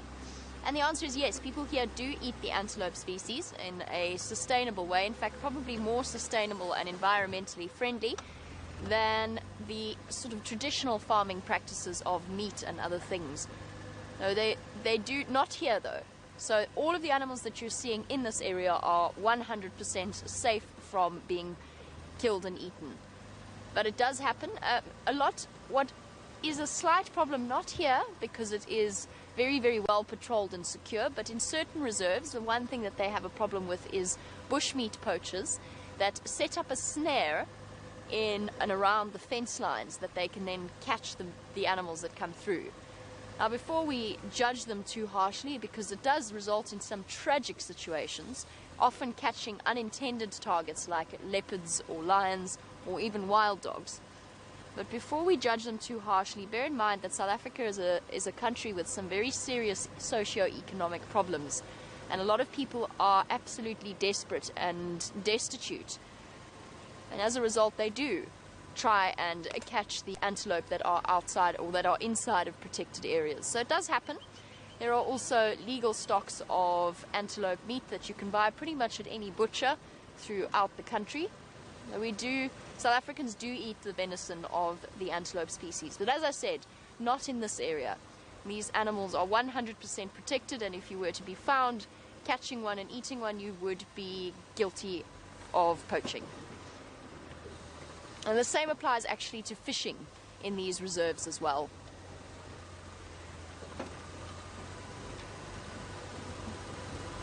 But there is most definitely... Oh, it's a waterbuck. Oh, of course, I couldn't possibly go a drive without seeing a waterbuck. It's been far too long. A waterbuck bull staring off into the distance, really well hidden. As I said, most of the animals are doing a fantastic job of hiding themselves away. In this case, behind a combination of tambuti, quarry bushes, and lead and knobthorn trees. A magnificent waterbuck bull, the symbol of the Sabi Sand.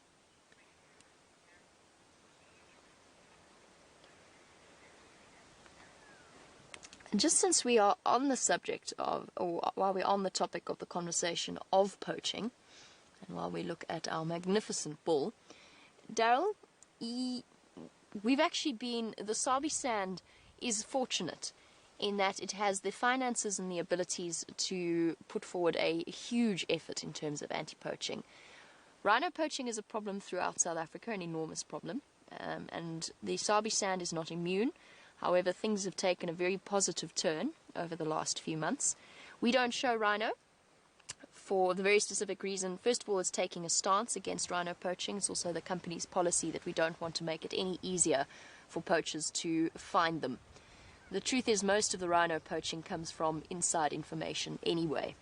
However, and I can't go into detail, obviously, about the anti-poaching steps, but suffice to say there are enormous anti-poaching measures in place, and we have some very brave people who stay behind the scenes to thank for the safety of the animals here. Pangolin is another animal that gets poached.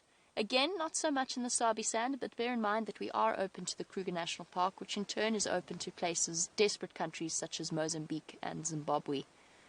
And that a great deal of the poaching profits go to those countries.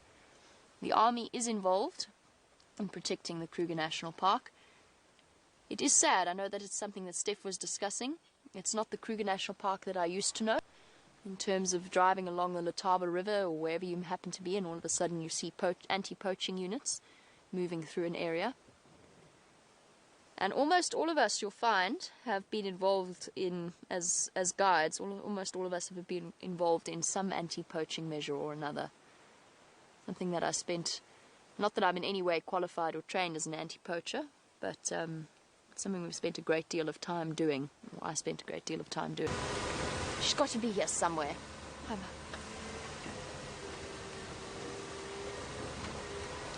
Go ahead, Aubrey.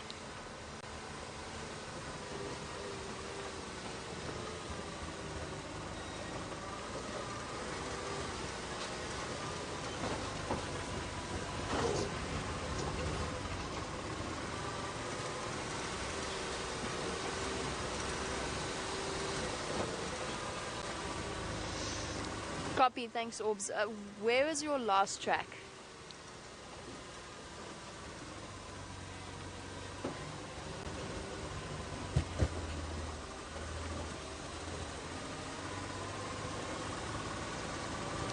Okay, copy, thanks, Aubrey. I'll double check this area still. We shall not be conquered. We shall keep trying. Aubrey's going to go and show his guests the lions for now, and then he says he's going to come back and help me.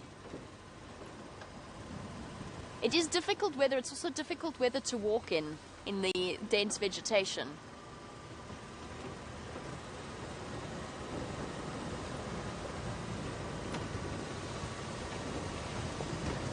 And Elaine Cole, apparently where you are, they have reintroduced turkey, bear and elk. And you wanted to know whether they have done similar things in this area. Absolutely they have. Now the Sabi Sand has been established for many, many years, many decades. However, at a time it was actually farmland. So all of the animals had to, or quite a few of the animals had to be reintroduced. But even more so, we've got this expanding private sector of slightly smaller reserves where animals are being introduced constantly into areas where they have since been reduced. Sorry, over to Steph and the lions. The mating.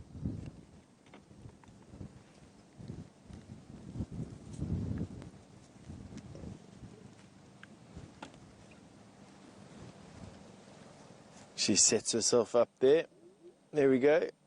A successful copulation.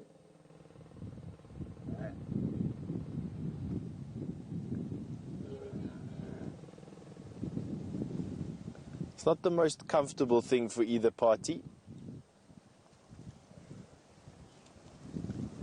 And apparently some of the literature that I've read says that the barb that he has on his penis is actually quite painful for both him and the female to withdraw.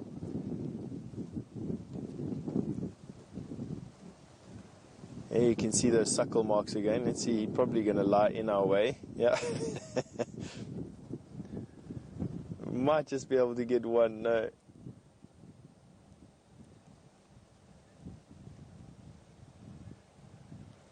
Not much else going on with this pair. It's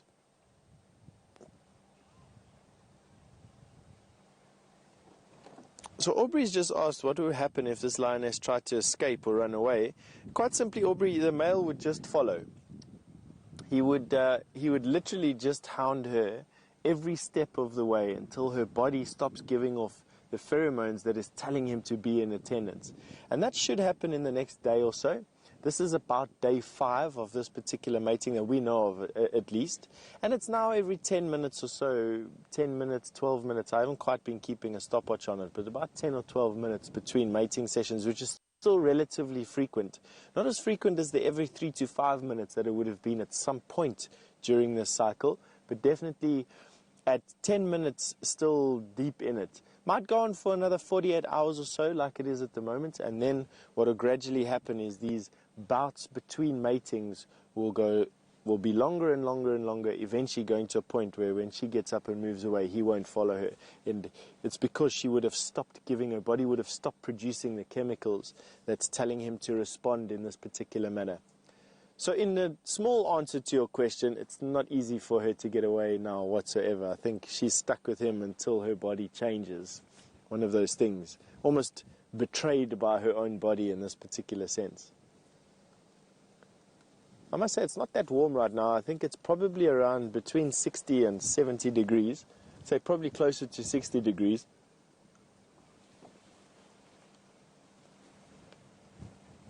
You can see them curling up.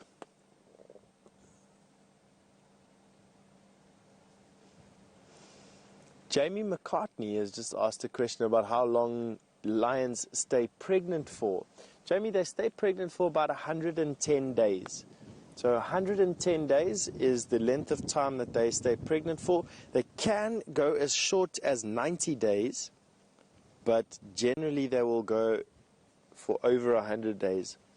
110 days. The babies are blind and helpless for the first couple of days of their life, and then their eyes will open. They are dependent on milk for the first 8 weeks of their life.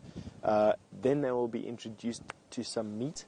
After around about 8 weeks, they will then become fully weaned between 6 and 9 months old, and they will be independent and a productive member of the pride from about 1.5 years for females to about 2 years for males, after which the males literally leave. They will then come into their sexual maturity, the males, and the females will, the new young females at about 2 years will start to have their own litters and to start adding to the numbers of the pride. Males will then roam for the next couple of years to when they are about 5 years of age, at which point they will be big enough to take over their own prides, becoming into their prime from about 6 to 7 years old, and then from 7 years old onwards they sort of decline in condition to a point where they're usurped by younger, stronger males. And finding lions that are older than 10 years old is relatively rare. It's not uncommon. It's relatively rare. In captivity, they can live up to about 16 years. Out here, it's very rare to find a lion older than 12 years. Females will have their first litter around about 18 months to 24 months, somewhere around there. They'll have their first litter. They will then become very dominant in the pride from 5 years of age to about 9 years of age. And after 9 years of age, they literally just add their experience and will taper off to about 12 years as well out here. The deaths of lions happen through a variety of things, either an injury, a massive injury sustained while hunting, a horn through the gut, being bashed by a buffalo, so blunt force trauma, something like that, that debilitates them and stops them from moving around, or they get attacked by other lions. Very common cause of death amongst lions is being attacked by other lions, or a lioness will find herself away from a pride and will be set upon by a hyena, and a hyena will also sometimes kill lions like that. So there is lion lifespan for you, I think, in a bit of a nutshell.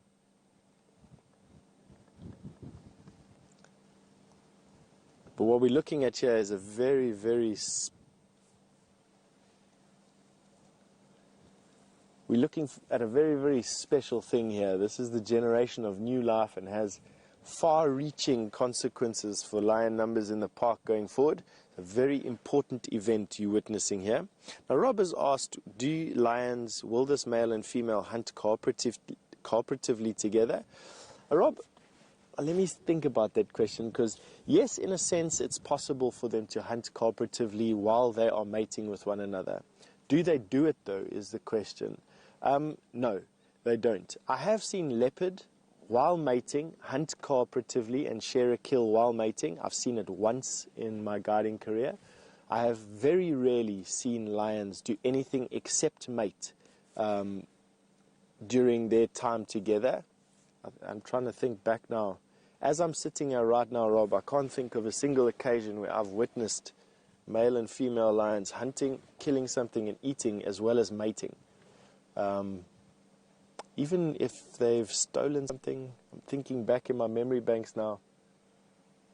I want to say I've maybe seen a lioness with a stolen kill feeding while mating once, but I can't actually remember the exact sighting. So no, let me just stick with that. Not common at all.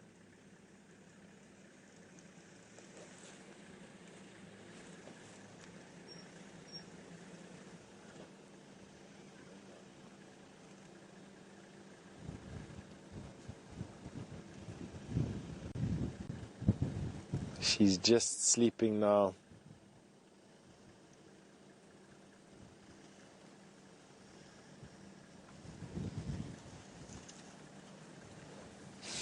And Jamie McCartney has just asked me how many cubs can a lioness have at one time. Jamie, anywhere from 1 to 6. but it's common to have somewhere between 2 and 4 cubs at any one time. So 1 to 6 is what has been observed, but more commonly anywhere between 2 and 4 lions at any given time are what we commonly see out here. And they will stay together plus minus for the rest of their lives, those cubs that are born. Not only cubs that are born to the female will have a bond, a very tight bond, but also cubs born to other females at around the same time, within 6 months, will also have an incredibly tight bond with one another. The litter mates will quite often stick together in very close groups for the rest of their lives. Males will move off together as a coalition, and females will very often stick together. Related females will hunt together, have cubs together, be found in each other's company most of the time throughout their lives. Very, very close.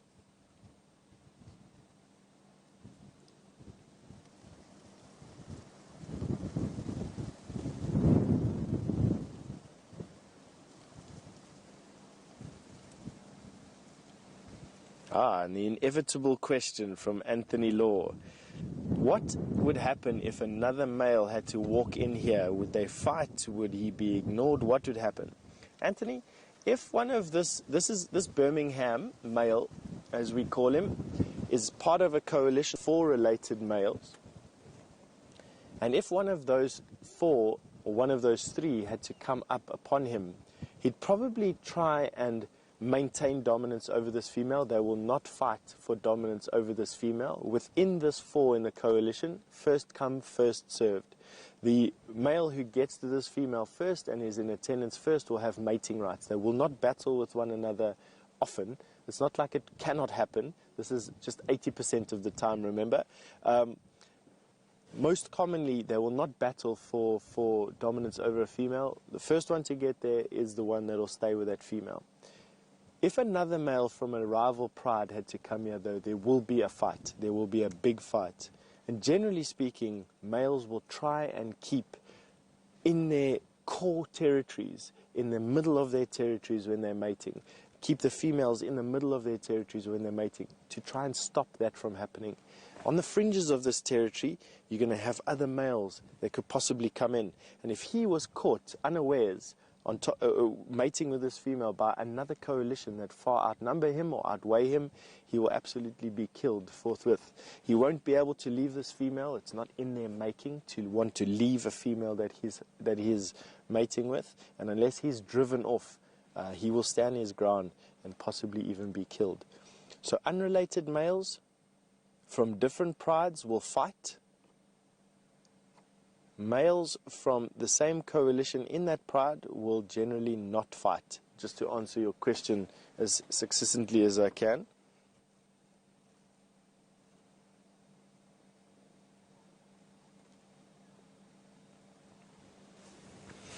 Daryl wants to know if these mating lions are close to their pride. Daryl, yes, actually. I don't know where the rest of the pride is. I do know, however, that they've just finished the buffalo they killed yesterday morning. And that is probably less than a mile from here, from where we're sitting at the moment, is where the pride was. There's a very good chance that they are in the vicinity. She may even have been trying to get to that kill to feed a little bit, but was unable to do so because of this male keeping her so close under his watch. But yes, they're relatively close. It's not necessarily always the case. You do sometimes find that mating pairs are very far away from where the rest of the pride is, but generally always in the core territory, in the middle of their core territory, where other male lions from other coalitions are not welcome. So in this particular case, yes, not always the case though.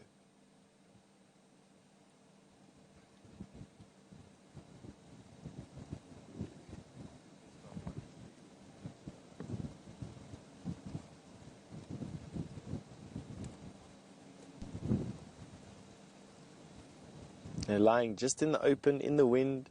No real attempt made to try and shelter next to a bush or next to a thicket, or, dig a scrape in the sand to get to warmer sand. I think their body mass is big enough.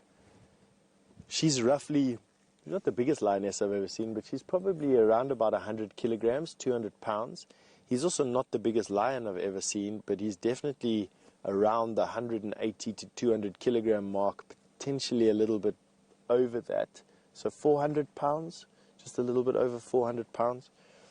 And I think probably at the bulk that they're at, big enough that cold snaps that we're having at the moment are not too much of a hindrance to them. That fur that they've got looks like the hair on top of my head, very sparse and thin, but let me tell you that that fur is probably half an inch thick and as dense as the densest hairbrush you've ever seen. The fibers of hair are very, very close to one another and probably half an inch long.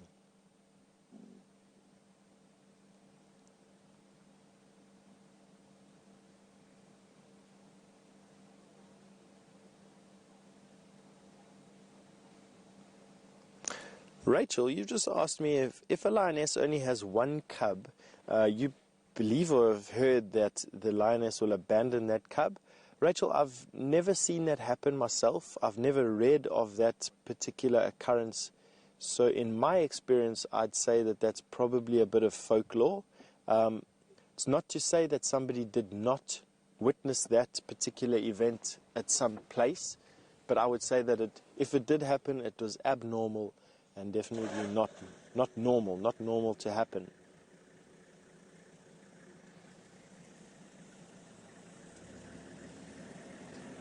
Now, to give some scale to these lions, and how big they actually are, the root of her tail there, you will not be able to encompass with your one hand. Give you an idea of how thick that tail is. So do yourself a favor and put your two hands together, joining your fingertips to fingertips, making a circle between your forefingers and your thumb. That is the diameter of a male lion's tail. So let me show you here quickly.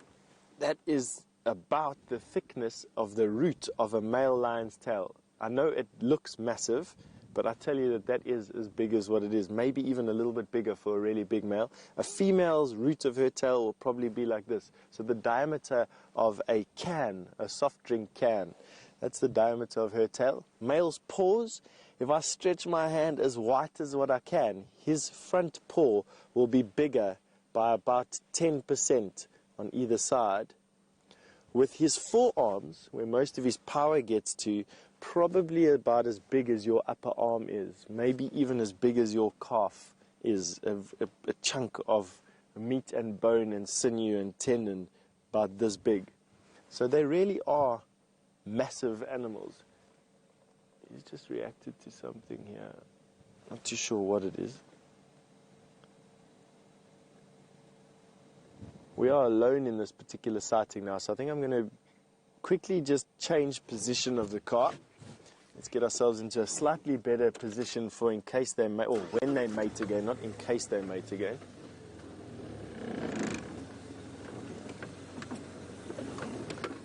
You're going to just stick with us while I quickly reposition the car. It shouldn't take us too long or be too painful.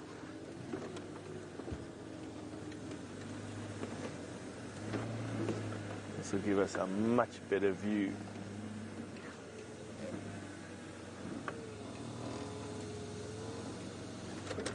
Of this pair. I'm also just quickly going to take some time just to do some admin on the radio. I've been a very naughty boy in being in charge of this particular sighting. I haven't kept anyone updated. Our stations, the mating pair is still static in the same place off of Cheetah Plains, just on the northern side of the junction or central. There's only one mobile in this particular lock.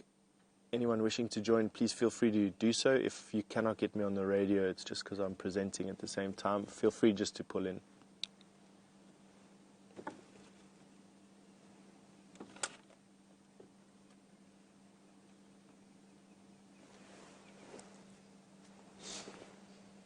All right, that's administration out of the way.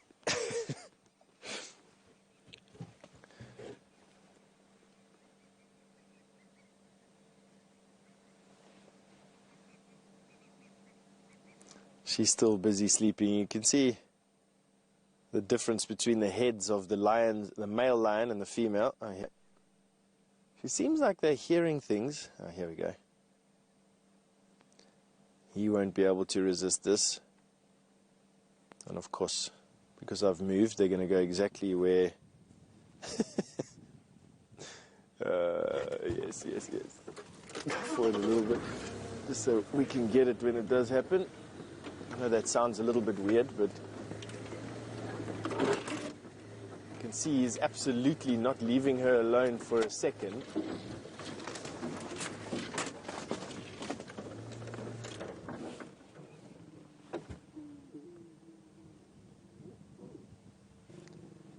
Not the nicest view, I'm sorry about that. About the only view we could get, and a big baleful stare in our direction afterwards for doing that. I'm sorry, boy, I didn't mean to do that. That was rude.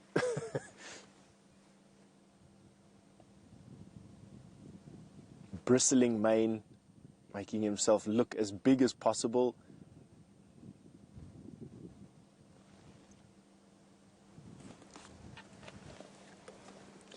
And that very characteristic rolling over onto her back.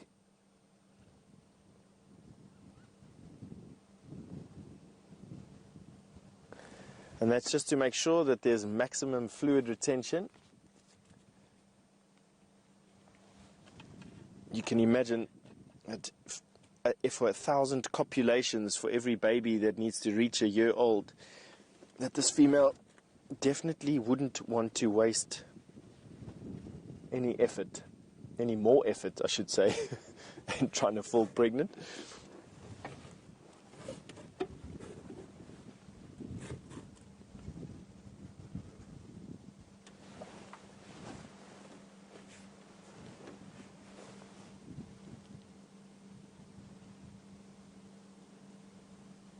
The frequency to me has probably increased by maybe a minute or two, but that doesn't really matter too much. I think you need to take an average over a 24-hour period. And I think we are in the waning period of this particular copulation, or not copulation, of this particular episode. And I think we're going to start seeing a definite decrease in the frequency of copulations over the next sort of 24 hours or so. It'll be interesting to see how far they move. Yesterday morning, we tracked them from very close to the camp, basically from there to here was where they were found, and I think it was because this female was probably trying to get to her sisters at that buffalo carcass, but he managed to head her off before they got there. From there to here, probably around 3 kilometers. Easily 3.5 kilometers. So yesterday they moved quite a distance. Today, between last night and today, they haven't even moved half a mile. But anyway, while we're waiting for the next 10 minutes to bypass, I think it'll be a good time for you to go and join Jamie, who, as far as I heard, is in a traffic jam, whatever that means. Good. I hope it's something good.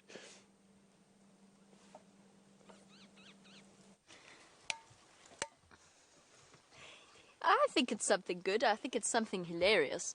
We do find ourselves stuck in the road, actually. While Steph waits for the 10 minutes to bypass, we actually can't bypass this particular obstacle. This is a monkey thorn tree, and it has been very carefully placed right across the road. Right, so we attempted, Dave and myself, to move the tree, and we thought that perhaps, well, actually, let's rephrase that. The girls in Final Control are always watching what we're doing, and they thought it might be a nice idea to show you how that worked out for us. So why don't you have a look at this clip?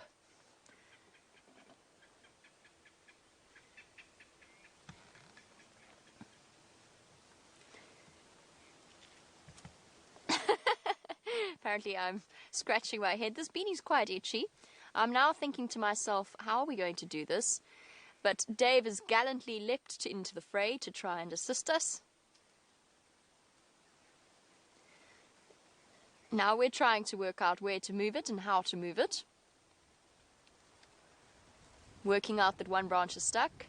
Now I'm saying to Now I'm saying to Dave, watch out for the thorns, Dave.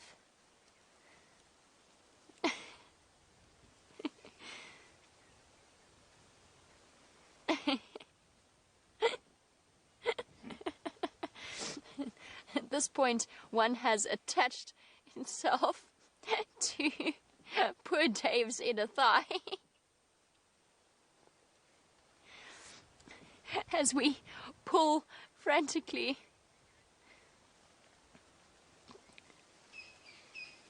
Dave is... And at this point we decided, yep, no, we haven't changed a thing. Our brave Dave faced down those thorns, and the thorns emerged victorious, having taken a, to quote Dave, a chunk out of his inner thigh. How are you feeling, Dave? I'm alright. You're alright. It's stinging gently. Bit, yes. Stinging a little bit, yes. Monkey thorns tend to do that. When I said look out for the thorns, I meant look out for the thorns. So poor Dave, our wounded warrior, is back on camera once again. Both of us have decided that perhaps this tree can wait for another day. I'm going to turn around and go and look for those elephants that I can hear somewhere off in the distance, trumpeting furiously at something. And I think that perhaps David's wound is a bit too far up for propriety's sake. I'm not sure how Dave feels about it, but I think perhaps the wound will have to remain between Dave, myself, and the monkey thorn. Unfortunately, suffice to say there is some blood, gallons and gallons of blood. Not quite. There's a couple of drops of blood. But he's a brave soldier, and it could have been far worse than it was. Let's put it that way. Could have been far, far worse for Dave. I don't even think I would have laughed if that had been the case. I would have felt most tragically sorry for him. It's raining! Is it raining? Okay. No, it is raining. It's drizzling. So as it gently drizzles down upon our heads and upon Dave's wounded, sweat-drenched brow, we were actually talking about reintroduction of animals into areas. And the amazing thing is, of course, as is typical of the human fashion, as South Africa slowly became more and more civilized, in inverted commas, the natural progression is the animals' homes became more and more restricted as farmland became more popular or more necessary, particularly with the invention of DDTs, at which point this area and the areas around it became habitable. There's no longer the risk of sleeping sickness or malaria to take on. You still run the slight risk of malaria in this place, but it's not nearly what it used to be. Lydenburg, of course, the place of tears, a city not too far away from here. Lydenburg, called Lydenburg because people lost half, or one of the groups of settlers lost half their population to malaria. Anyway, so moving on from that, now what we've got is this constant expansion of private conservation in South Africa, which is a wonderful thing. People have realized that there is a sustainability to it, and so reintroduction of animals is occurring. And I got very lucky one evening watching certain animals being reintroduced to an area. I'm not going to say where, and I'm not going to say what they were, but for the first time probably in about 70 years that these particular animals had roamed this patch of land. Watched them groggily standing up. They'd been moved from the Eastern Cape to the Lowveld, and then watching them gently trot off into the night. And then of course they realized that one of them realized we were there and came gently, not so gently, trotting back towards us in a fury at the state it found itself in, at which point we left the scene most hastily. However, up until that moment where I had to accelerate very rapidly, it was a truly touching moment to see animals being reintroduced back into a place where they once existed quite peacefully, all on their own. Now, the smaller the piece of land is, the more you have to manage it. We're fortunate where we are in that the land manages itself, the animal population manages itself. But there's a lot of fantastic work being done throughout South Africa. And of course with it always comes the increased risk of human, or at least... I'm talking, Franklin. Are you going to respond in kind? Can I carry on my conversation? Yes, thank you. Crested Franklin, telling everyone that it is alive and well this morning. And yes, with introduction of animals or reintroduction of animals comes the increased pressure on surrounding settlements and villages, but there are ways around that have been wonderful to see. The rest of your brethren are calling, Franklin. You're going to join them. Oh, Sister Killer gave the Franklin a fright.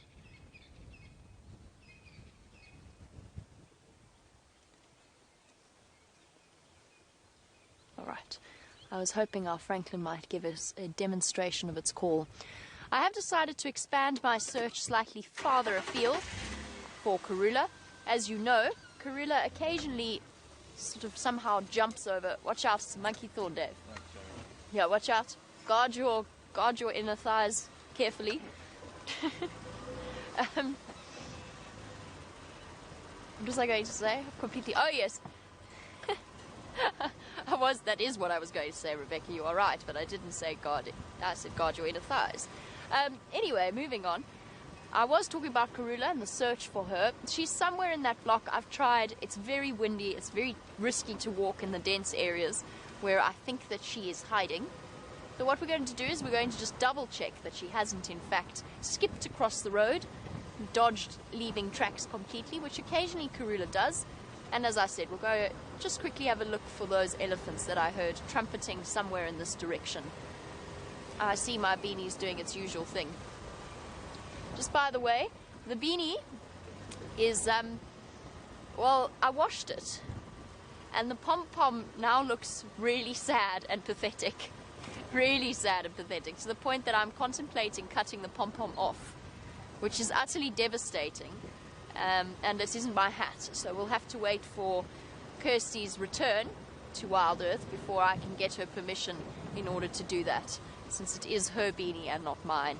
I'm not looking forward to the moment when I show her the devastating effect that water has had upon that pom-pom. I'm unsure how to resurrect it. Okay, the eddies are somewhere here. Their fresh tracks are everywhere. It is windy, so we shall be approaching them with a degree of caution. Not that we don't always. Heard them here. And actually, it's quite a nice idea to just drive through the Mulwati as well. And absolutely, just talking about our leopard and our leopard cub was one of the things that we always enjoy watching, is the bumbling first attempts of a leopard cub to hunt something. And yes, that Franklin would be perfect prey for a young leopard cub. We once watched for ages, we watched an approach of Franklin's when Sindile was still very young, before the dog incident. He was stalking a Franklin, or at least a Franklin was unwittingly wandering towards him, and he'd gone completely flat and still. He never pounced on it in the end, but there was a very good chance that he was going to. Where are these Ellies? I wonder if they didn't trumpet because they found Karula.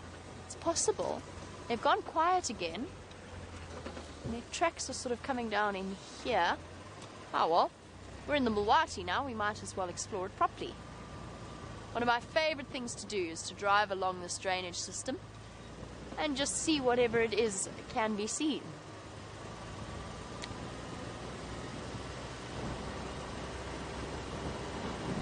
It is a perfect hiding hole for any of the leopards out here. And there's also always the chance of seeing the relatively rare bushbuck or anything of that nature.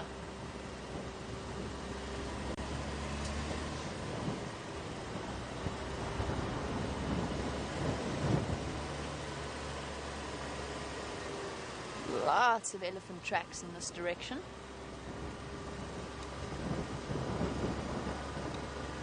Brrr. Here comes slight patches of drizzle. And some really beautiful trees in here as well. Some old jackalberries, some of Dave's favourite monkey thorns. Never going to let him live that down. Tambuertes. By the way, Dave, thank you so much for your gallant attempts at helping me out there. We did try. We tried. We put in all our effort, blood, sweat and tears. No tears. Dave didn't cry. Maybe just a little bit. just a little bit.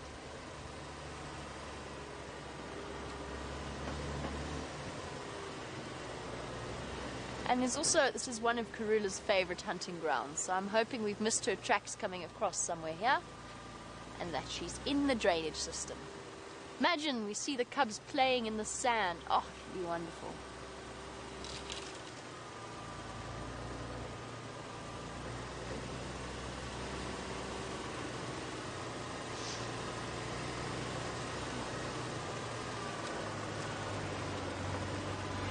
And welcome to Malik, who has, I think, is one of our newer viewers, and said that you see that we have lions, leopards and cheetah, but where on earth are those tigers hiding? Malik, we don't have any tigers in this area. The tigers are based in Asia, around India and Russia and those sorts of places. Unfortunately, ours is not the suitable place for a tiger. There are tigers in South Africa. They are, however, not free roaming. They're not wild tigers, unfortunately, as much as I would love, and trust me, I would really truly love to work with, oh goodness gracious, not again. This is getting ridiculous. Okay, well, flat tire, here we go. This is a leadwood. Oh, here we go. Over we go. Malik, I would love to work with tigers. It is a dream of mine one day to just even get to see a tiger in the wild. Unfortunately, there aren't any wandering about South Africa. Everybody ready to go through the archway? You ready, Dave? Here we go. Everybody duck. I love this archway.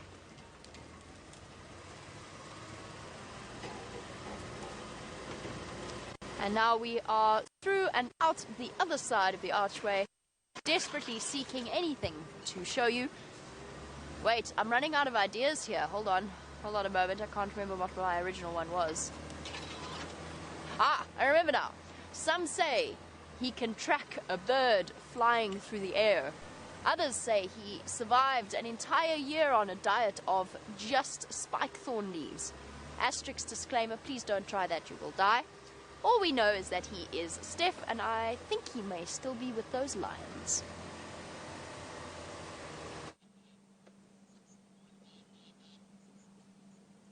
I'm not even going to try and come back with anything like that. I don't know what to say. Well, except thank you, Jamie. I think, let me just start with that. Let's pay a compliment. Thank you very much for those nice, kind words that you're saying about me.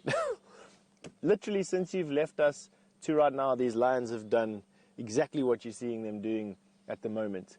Just sleeping and resting up. Not using a lot of energy. I think when you don't eat for 5 days or a week or whatever it is, you don't want to do too much between bouts of mating. And basically, but we're not getting too far away from when I think she's going to jump up again. We're about 10 minutes now. So in another minute or two, there we go, there's her head up. The prediction. Let's see what she does. Yeah, there we go. That was good timing on your part. Well done.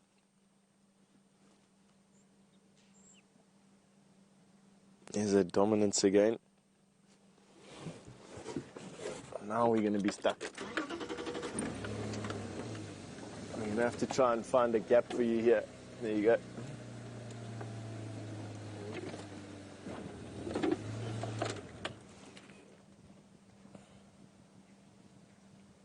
Again, not the very best view for you, I'm sorry.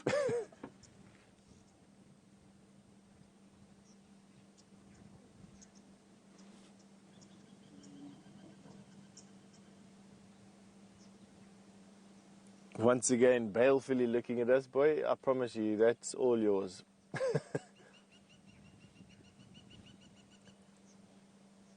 He's not in bad condition, actually. You can see how staunch his hindquarters are. He has got that belly flap of skin, though. You see, perhaps if he turns around one last time, you'll see a belly flap of skin. There you go. That's looking a little bit empty. That belly flap there is to allow for some expansion to happen when they bolt food down. eating almost...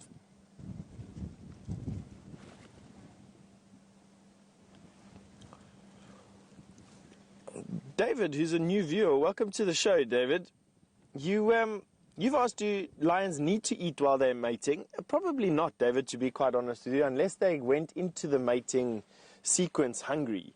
Both of these lions now have been going at it for about 5 days now, and the male hasn't lost too much condition. You can see by virtue of that belly flap that was running down the middle of his belly that he could do with a meal, he could do with something, but he's by no means skinny whatsoever. The female is also looking a bit lean, but once again, I would hazard to say that she's not doing too badly, actually. She's looking a bit lean, and I suppose in the next 48 hours or so, she's going to need to join her sisters and hopefully get a morsel to eat from them. But actually, they're not too bad.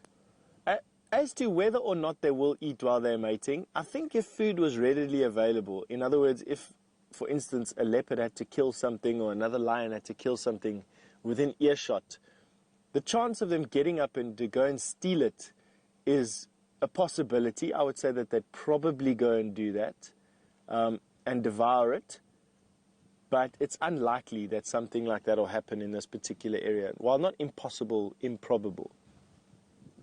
So they generally don't eat, even though they probably could do with a morsel or two. All right. And there is a little bit of speculation as to what lion this is. Has it been mating with this particular female? He does not have a split in his lip, which the other male did. The other male that we saw mating with a female lion a couple of days ago has a split in his lip. I presume it's the same female. I wasn't in that sighting. I'm not too sure exactly what it was. I did see a picture of that male, though, with that split in his lip, and I can tell you that this male does not have a split in his lip. As to why he would be mating with this female and not the male with a split in his lip, that's one of these 20% questions again, these anomalies. Generally speaking, male lions from the same coalition do not swap partners once mating is commenced. It may be that her body is going through a little bit of hormonal fluctuations and she wasn't giving off any particular pheromones for that portion of the day, that one male arrived and another one left. I'm not too sure. That is one of these unanswerable questions right now without a detailed scientific investigation, something which I definitely won't be able to do, that's for sure. So as to why the males changed, I'm not too sure. You can see there she's... Oh no, I think she's just trying to get comfortable, really. I don't think there's any sort of motion to movement going on here whatsoever. Now that they're lying about 50 yards away from us, have a look at the fantastic camouflage that her back is providing us against the backdrop of the bush. There we can pull out, and although he's very distinctive, she, although has a smooth margin with her belly, and that's how we sometimes find them, is broken up by that bush there and is very camouflaged. Now imagine a dark night, or imagine yourself being a zebra, and on a dark night with that sort of coloration and this lioness sneaking up to you, I definitely don't want to be a zebra or an impala or anything that lion eats, really. It would be one scary thing, having the sand at your feet all of a sudden turn into a pair of teeth and claws.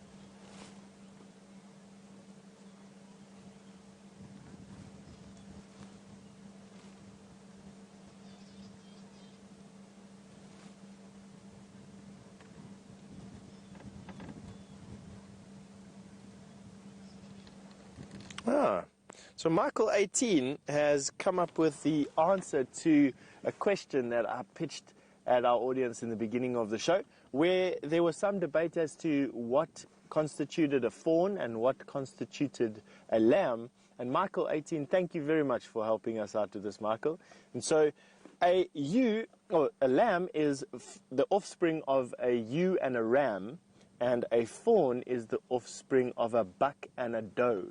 So it's just a language thing, really. Probably got to do with where it came from. But thank you very, very much, Michael. That's quite interesting. That's yeah, much appreciated.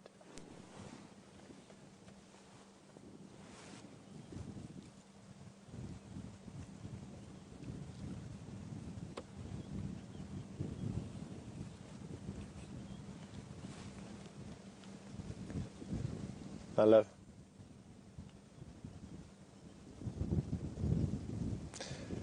Daryl has asked if male lions would help to take care of cubs. Daryl, in their own way, they do. The security of a particular pride is enhanced by males. And so males keeping out rival males mean that cubs won't get killed by those rival males in an effort to bring females into estrus so that their babies carry their genes. So males really do. They don't have an active part. In other words, they won't take over sort of parenting duties for an evening while mom goes out to hunt some zebra. That doesn't happen. But in their own way and in their own form, they are essential to cub survival. They also will lend a hand at kills, especially larger kills. If males are with a pride and they happen to hunt some buffalo or even a giraffe or even some elephant in some cases, male lion, their weight in the fight is absolutely crucial to sometimes bringing down that kill. And in that case, meat is provided then for the whole pride, not just to be stolen or dominated by the males. And in that sense, they look after the baby's nutritional requirements, but that would only be on a sort of on-off basis, really. Definitely the biggest contribution that they do to looking after the cubs is to make sure that the cubs live in a relatively unmolested environment where it's just their moms and their siblings, and all they need to do is basically hunt for food and look after themselves, take care around hyena and such. I hope that answered your question there.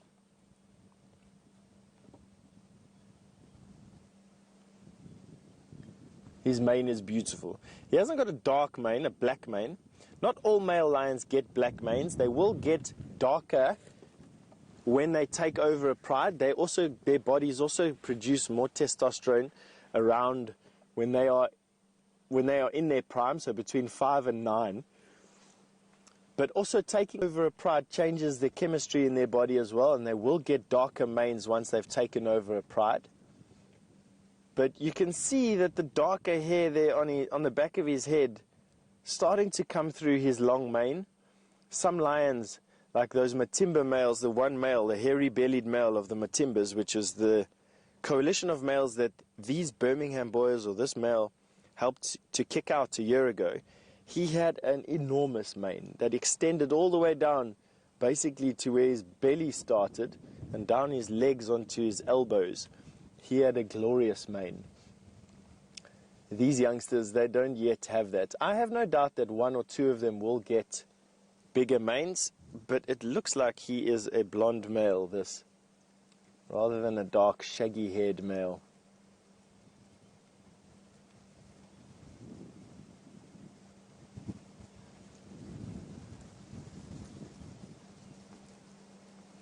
And Justin S. has asked if a lioness will feel a loss if she loses her cubs and mourn them, I suppose. Justin S., I have seen lionesses definitely show, I won't go so far as to say it's a sad emotion. I'm loath to say that lions have the types of emotions that we think about in terms of human emotions, but you definitely do see a sense of loss. They go through a mourning phase. They will call repeatedly, going from bush to bush to bush looking for their cubs. In some cases, if they find the body of a cub, they'll pick up the cub and walk around with it, hopefully I don't know what they're trying to do. In some cases, they even eat their dead cub. Why they do that, I'm not too sure. It's not just about, you know, wasting a potential food source. It's something deeper than that. I don't know what emotion that would be, but it's definitely something. So absolutely, I think that they do mourn the loss of a cub. However, I don't think it's to the same degree that we do, and it may be, but maybe not for as long as what as long as what we mourn the loss of our babies for. Don't forget that we've got slightly different structures to how we look after babies, or how we deal with our own young. We place a massive amount of energy into the upbringing of our babies. We're pregnant for 9 months versus a lion's 3 months. We have these massive long periods of time, I think one of the longest in the animal kingdom, where babies are dependent on adults. And so we put a lot of energy into each individual baby, and we generally speaking have relatively few children over our lifetimes compared to lions, which will have litters of up to 6 individuals every 2 years. They will have 6, and they'll do that for 12 years. So I think it's different for these types of animals. Ourselves, one baby at a time, lots of energy over a long period of time, to animals like lions, which have lots of babies at a time and don't put a lot of energy, relatively speaking, into the upbringing of their cubs. It's not to say that mothers do not give a lot of care and attention to their cubs. You absolutely see that they do, but it's just not over the same time period as what it is for us or other animals with these long, basically long toddler years. Elephant would be one, rhinoceros would be another, whales would be another one, porpoises like dolphins would be another one. I'm trying to think of other ones which have these massively long. Hyena would be another one. That hyenas probably doesn't fall within this particular explanation, as they also have litters that are quite large, and they'll also put a lot of energy over a long period of time into bringing up their cubs. So yeah, interesting debate there, or interesting question there. Let's see if anything else that I can add to that. No. So definitely they don't feel for as long, and I don't know to what degree. That's tough to gauge, or tough to judge from where I sit here.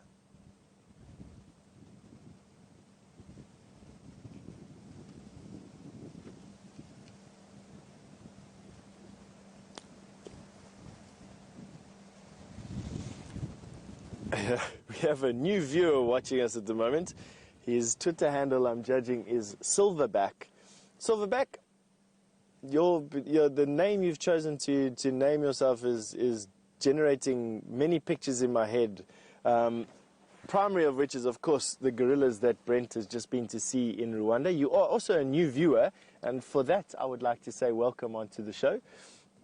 And I hope that we get to see or hear from you more often. And you've asked, am I not scared? Why am I not scared being so close to lions or the wild animals that we have out here? To be honest with you, it's a bit of complacency, I would say. It's not to say that I'm not nervous of these animals. It's not to say that I don't get scared watching them sometimes, or walking around in the bush, or living here. It's just that this has been my home for the last 17 or 18 years. And I've been watching and interacting with animals like this, not these particular ones, but animals like this for that entire time. And if I think back to my first couple of years of guiding, I was almost perpetually terrified of everything. I always thought every elephant was going to squash my car and every lion was going to jump into the back. But you get a sense of complacency, I suppose, with a bit of understanding and experience.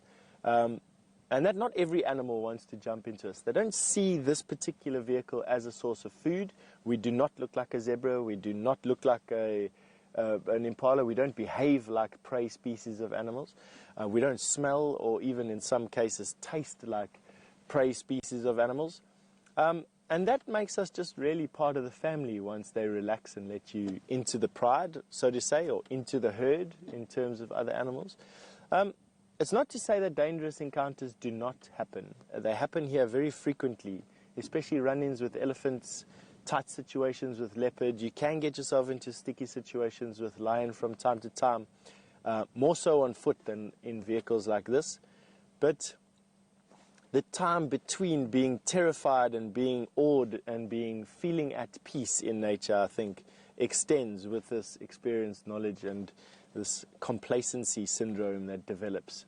It's not to say it's not dangerous, though. If we had to act in a manner that is untoward, for instance, if those lions were mating right next to the car, which happens from time to time, and I had to all of a sudden make a sudden movement that seemed quite threatening, similar to that, those lions, there's every possibility that they could react negatively and jump against the car, even into it. There's no barrier here. There's nothing that I could do to stop that from happening.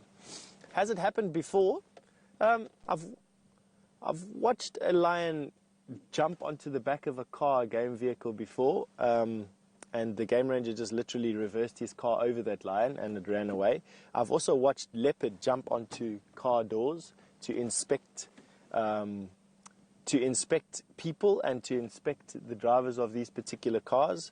I've watched lion come right up to cars and sniff people and shoes and jackets. So yes, I've seen close interactions like this before, but definitely not aggressive in the car things. That's unheard of in the Sabi Sands.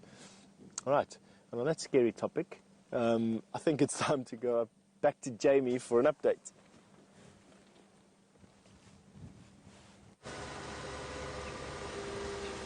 To be 100% honest with you, lions coming towards cars would be, well, let's say that the morning that Dave and myself are having, it might be a welcome sight.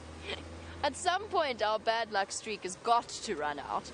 But for now, I have absolutely no updates for you. The elephants seem to have crossed south out of our traverse area, or at least some of them did. There's got to be some remaining, but I can't find any. In the far distance, there is a bird of prey. You see it there, Dave? Yeah. Let's have a look at that. And hopefully something will decide to come and find us. Looks like our hawk eagle. Hello, gorgeous. Oh, you're looking a bit ruffled on a windy day. And I think it's safe to say that's why our francolins are chirping away frantically where they are in the drainage line. That's actually what brought me to this area, was I was following the sound of them alarm calling. And I think that this chap, or lady, I'm not sure which one it is, may well be responsible for their consternation. An expert bird hunter in terms of catching guinea fowl and francolin. There's usually 2 of them. In fact, I can almost guarantee there'll be a second somewhere there. I just can't, perhaps we can't see it from the angle that we're at. And I think, judging by the francolin's constant squawking in distress, that they perhaps made a failed attempt at catching one of them. That happened to us the other day at the lion sighting, where we were sitting comfortably just watching the little lion cubs moving about, and all of a sudden a frantic francolin made a beeline for the safety of the termite mound, only to discover that there was a lioness on the other side of it. So the poor hapless francolin was squawking, managed to find itself safety, but I think probably came away from that particular incident with a serious shot of adrenaline coursing through its system. And when francolin are hunted by something like this, if they have a happy escape, they constantly make boop, boop, boop noises of distress.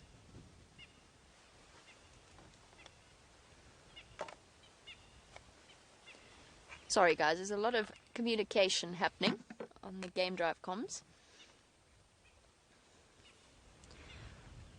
Speaking of all of our birds, of course we shall be eagerly anticipating the return of some of the migratory species over the next few months. It's a little bit early to be expecting them to be returning, but it does give us an opportunity to answer Megan's question, which is, of the birds we see, approximately what percentage will migrate during the winter months? Give me a second, Megan. I'm doing a rough calculation in my head to try and work that out. I would say probably around 15 to 20%. Most of the cuckoo species, a lot of the raptor species, and then quite a few are the kingfishers. The woodlands kingfisher, of course, being the one that we hear its return broadcast very loudly the minute they get back with that choo-choo call that they make. 15%, I would say. Maybe 20% was a bit of a high estimate. I might actually ask Steph that question as well, what he thinks the rough percentage is. But that seems to me about right. And we can see about over 300 different bird species while you are on these live safaris. Most of them, however, in the Sabi Sand, actually, or quite a few of them, spend a lot of time around the river system. So things like the purple-crested turako, which I would love to be able to show you to add to your bird lists, your budding bird lists, we would have to travel elsewhere in order to find. And all the time, silently and quietly, we've actually been closely watched by a pair of browsing kudu that I have. Oh, there's the, sorry, I think I see the second one. Oh no, looks like a batelier the way that it's flying. Juvenile batelier.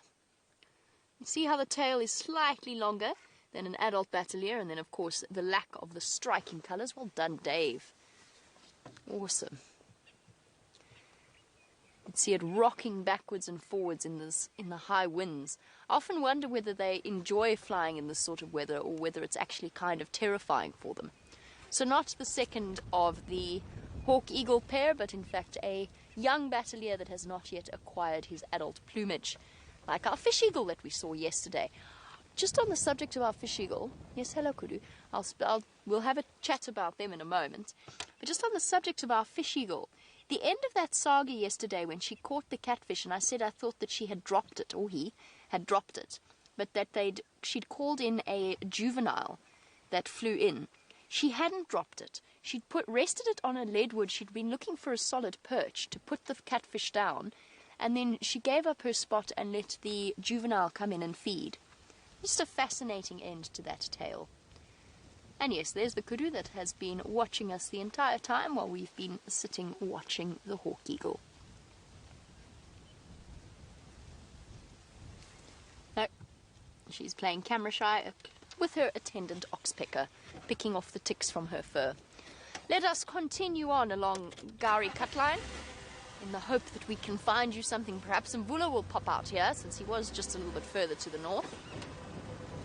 We live in hope. I can't help but wonder where Karula's been hiding this whole time.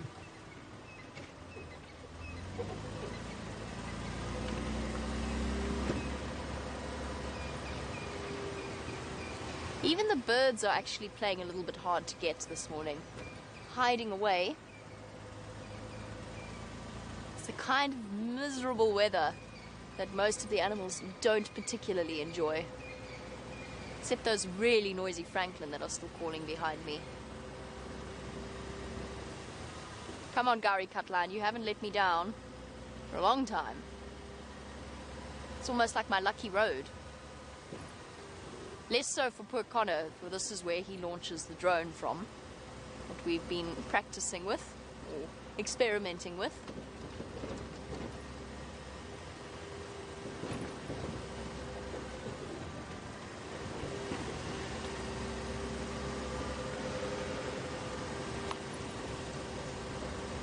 Dave, I've just thought of something else. Yeah. You must be even more glad I told you to wear long pants today. Oh, yes. That just occurred to me.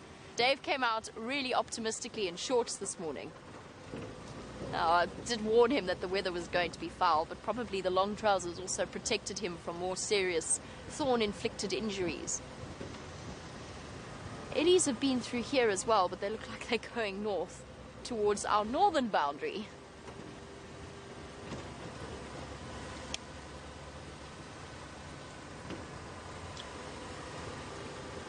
And just an update, sorry, on why there's so much chatter on the Game Drive channel. They've found a deceased elephant on Buffelshoek. Now, it happens. It'll be natural causes from what they can see. Sometimes elephants do die. It's probably old age. It's probably not at this point any kind of drought-affected death.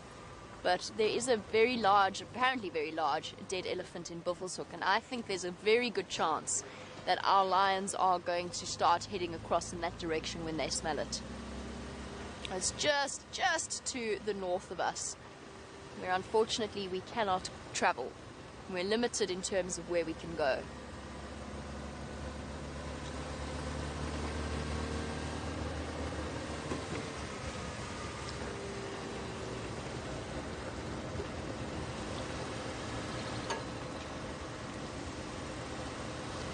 morning, Aubrey.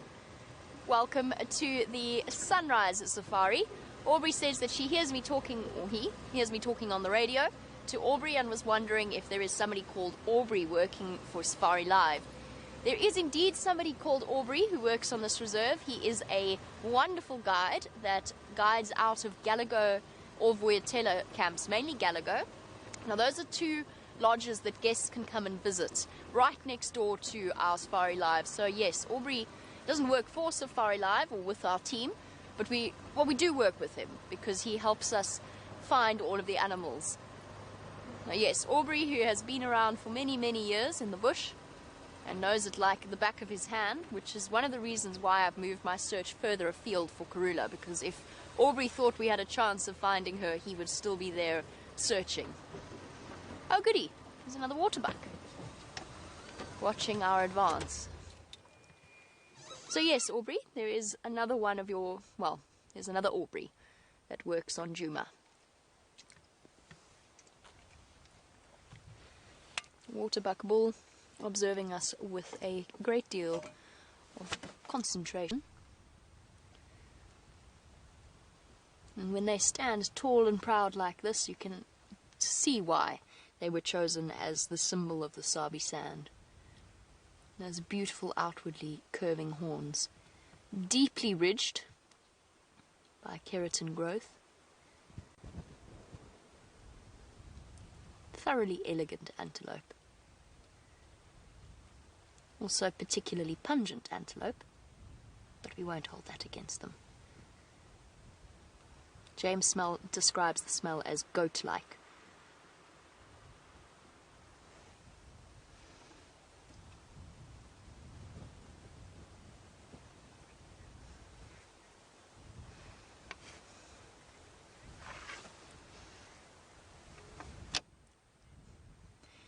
And Veritas, just on the, we were speaking before about venison and whether or not South Africans will eat the different antelope.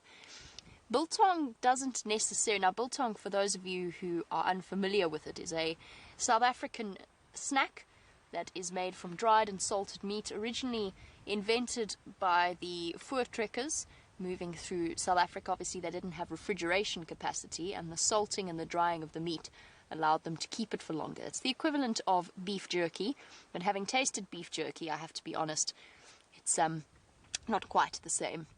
And when I was a child, I grew up teething on biltong. Oh, waterbuck giving us a bit of a wink there. So biltong is not, it can be made from venison, from antelope. It can also be made from beef. They've invented chicken biltong, which I can't say is particularly... Oh, there's two. Hello, waterbuck bull. Didn't. What was that? Sounded like impala. Hmm? I thought it was impala. I think it was impala. Just going to listen for that sound again. Because to me... Or maybe it was impala. Got my earpiece in, so I can't hear exactly, but that almost sounded like a distress call. But it hasn't been repeated. It's stopped now.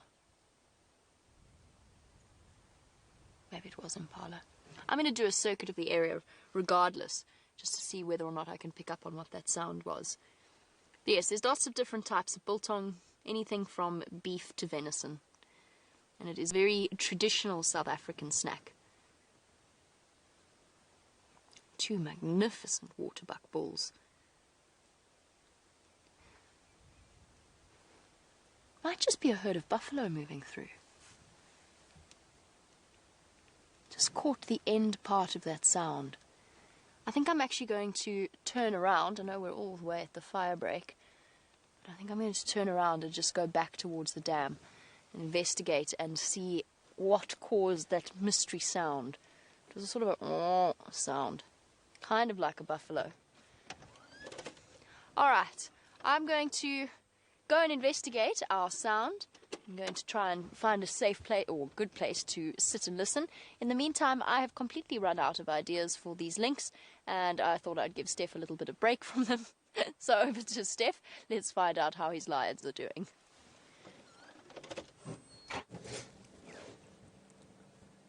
Well, thank you very much for that, Jamie. I knew it would end at some point, but I was liking the compliments anyway.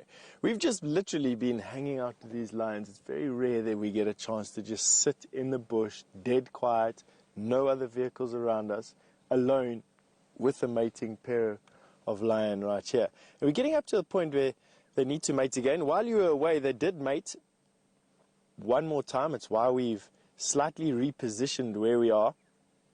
We now are no more than 5 yards, excuse me, from this particular pair. Still not seeming to pay us the least amount of notice. Just relaxing. I don't notice them shivering. I feel like shivering at the moment because we're not driving and keeping busy. I must be honest. A chill has set in me.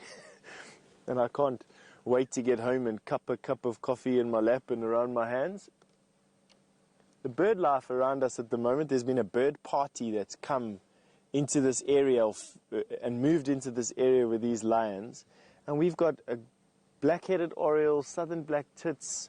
We've had a group of arrowmark babblers, a hoopoo. What else have we had, Gert, that you saw? A white helmet shrike. We have had a black-breasted snake eagle and a batelier all flying around us in the last couple of minutes. It's been spectacular to watch. I've had my nose in a book, and I must be honest, there are very, very, very few things on this earth that give me greater pleasure than being in the presence of one of the large animals in Africa, alone and untroubled, with a box full of books, a friend, and the ability to teach people something new about the bush. It is a very nice day. One of those days to remember. And of course, the fact that it's overcast means that the sun isn't beating upon my bald head, turning me into something like a circus animal of some sort.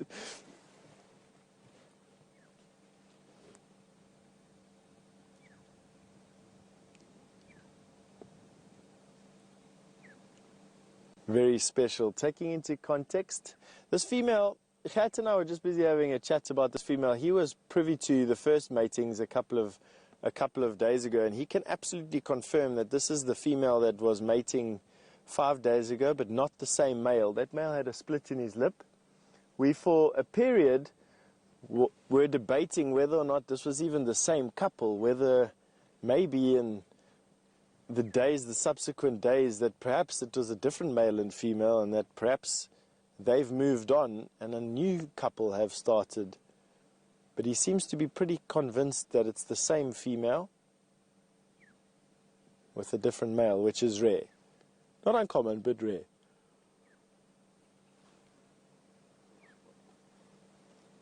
I've got a chin spot Baptist.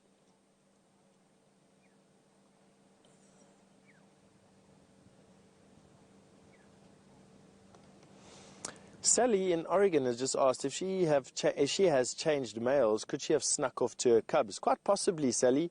You know, one thing that I have realized in all the years here is that while we think we know what these animals get up to, we absolutely have no idea. And even though we spend hours a day, I mean, we've literally been with these lions now for an hour and a half, maybe even longer than that. There's still 22.5 hours left in this day, and who knows what they get up to in those days. I do have experience with lioness and cubs, and they move often. Quite often, you find them in exactly the same place in the afternoon, but they've walked to dens and back, they've walked to water and back. You find them walking all over the place.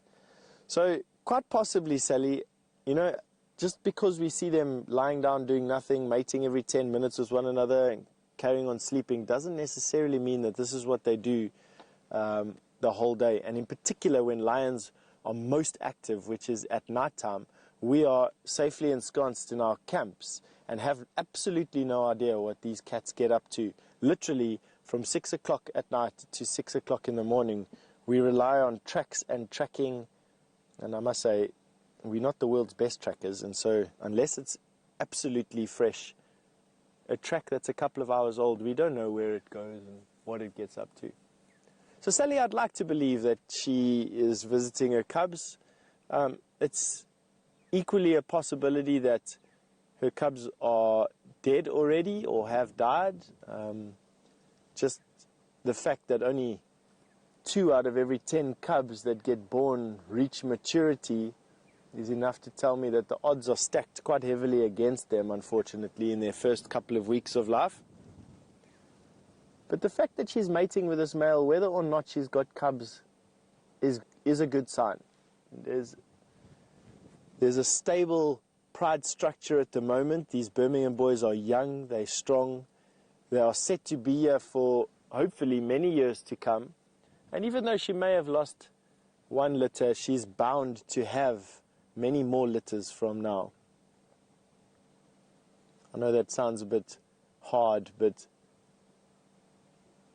it is you know, the chances are good that she'll have more babies, I think, is what I'm trying to get at, rather than say she needs to just get over it. I don't think that that is easy for anyone.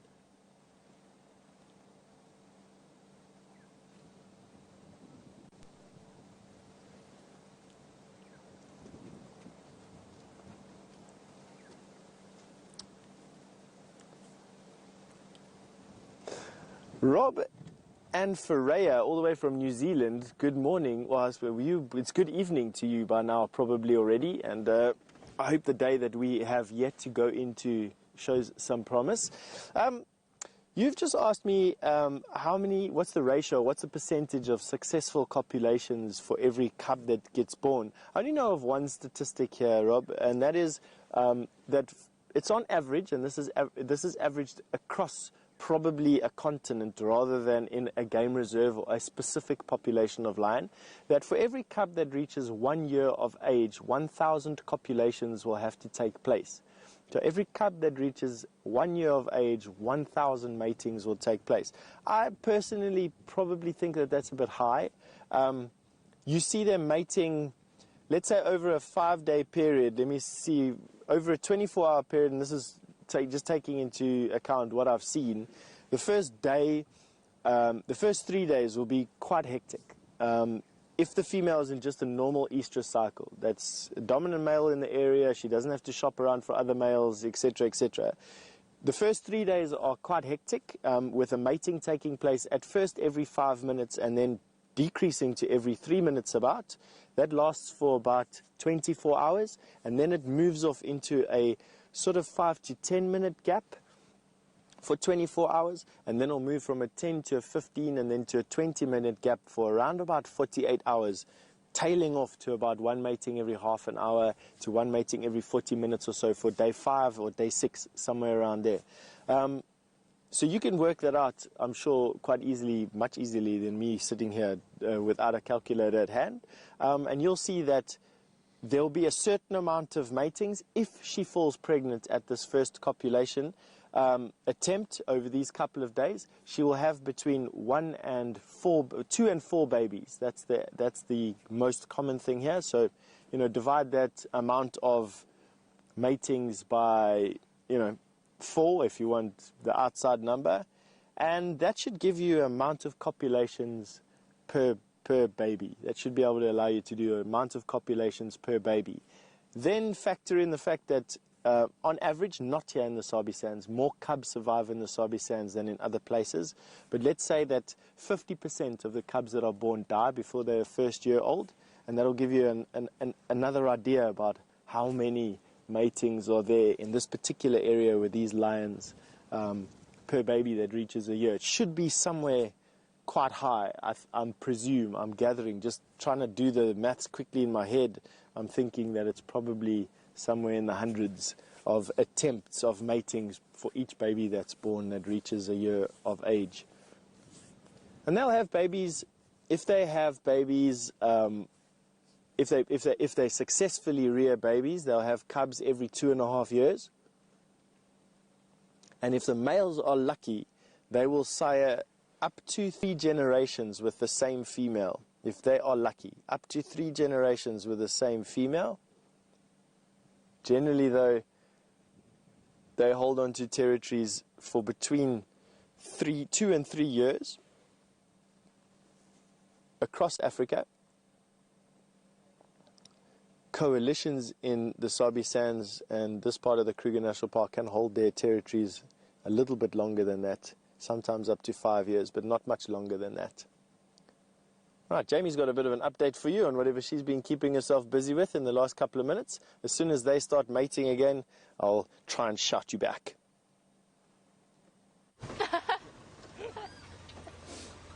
I've been desperately trying to keep myself and Dave busy. There hasn't been a repeat of that sound from the middle of the bush. I don't know what that was, but we'll have to leave it as one of those unsolved mysteries for now. I've just been keeping myself busy driving around to check Gallagher Pan and then hoping that my luck shall change in the future. For this morning has not been what I would call a hugely successful drive. I still had fun though. It's still wonderful just driving around, soaking in the atmosphere of the African bush and eagerly anticipating the leopard that will be around the next corner. It was hopeful. It was hopeful. There isn't a leopard around the next corner, but there might have been. There definitely might have been. Let's just go and check Gallagher Pan ever so quickly. One of the few pumped water holes in this area, and therefore one of the few remaining water holes for the animals to come and drink. Hoping perhaps Mbula is just stretched out in his cat-like way across a termite mound. But I fear no such luck.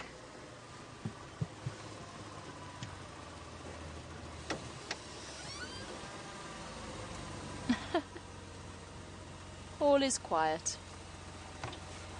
Okay. Well, on that note, a big thank you to Dave for braving the dangers of the job and moving the monkey thorn, as well as, of course, his fantastic camera work, as always. Thank you to Rebecca and to Lou in final control, and a big thank you to Steph for putting up with my absurdities. And most importantly, a big thank you to all of you watching across the globe. Join us in a few short hours for the Sunset Safari. In the meantime, I'm going to send you a farewell and send you back across to the amazing Stefan Winterboer. Bye-bye, everybody.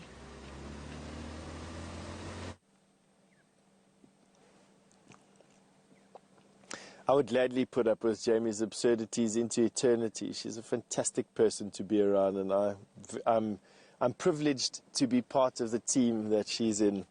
So thank you very much, Jamie. It wasn't bad at all today. You're welcome. These lions haven't done much since you've left. We have got an impala that has walked into the monkey orange thicket that is behind these lions. They haven't paid the sound the least bit of attention. I don't quite know. These impala around here for mating lions in the daytime, I think that impala's got a good chance of being able to dance a jig on the sand in front of these lions and escape unscathed.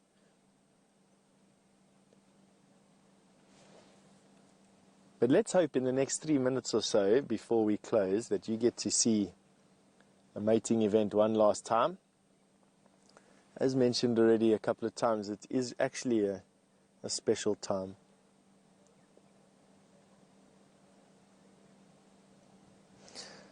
So James Richard has just asked a question: would a male who's dominant have a lower testosterone level than a male who isn't? Absolutely, James. Male lions that have a territory and are in charge of a pride and are dominant definitely have higher levels of testosterone in their blood system than male lions who do not. That I've heard from a couple of sources in the Kruger National Park already. And so I tend to believe it. You can also see it. They tend to be bigger, they're more aggressive, they have more robust manes. So yeah, I would absolutely support that James. Without doubt, in actual fact. Now we've got 2 more minutes. I'm hoping that in the next 120 seconds you get to see them mate at least one more time.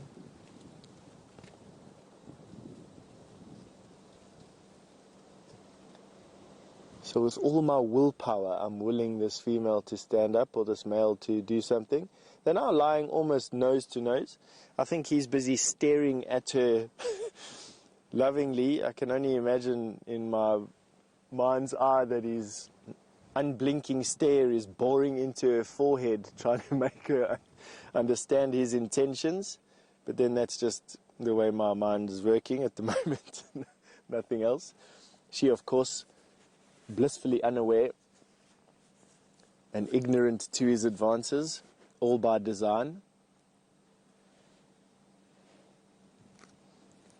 What I am going to do is I am going to say goodbye so long, just in case I don't get to do it while they're busy mating. So while they're still quiet, I'm going to say goodbye and thank you for joining us on the safari. I'm so glad after the drought that Jamie and I have had in terms of big cats that we finally managed to spend a significant amount of time with these big cats. So from myself and Gert, and thank you to all of you, thank you to FC, thank you to everybody. We'll see you again this afternoon.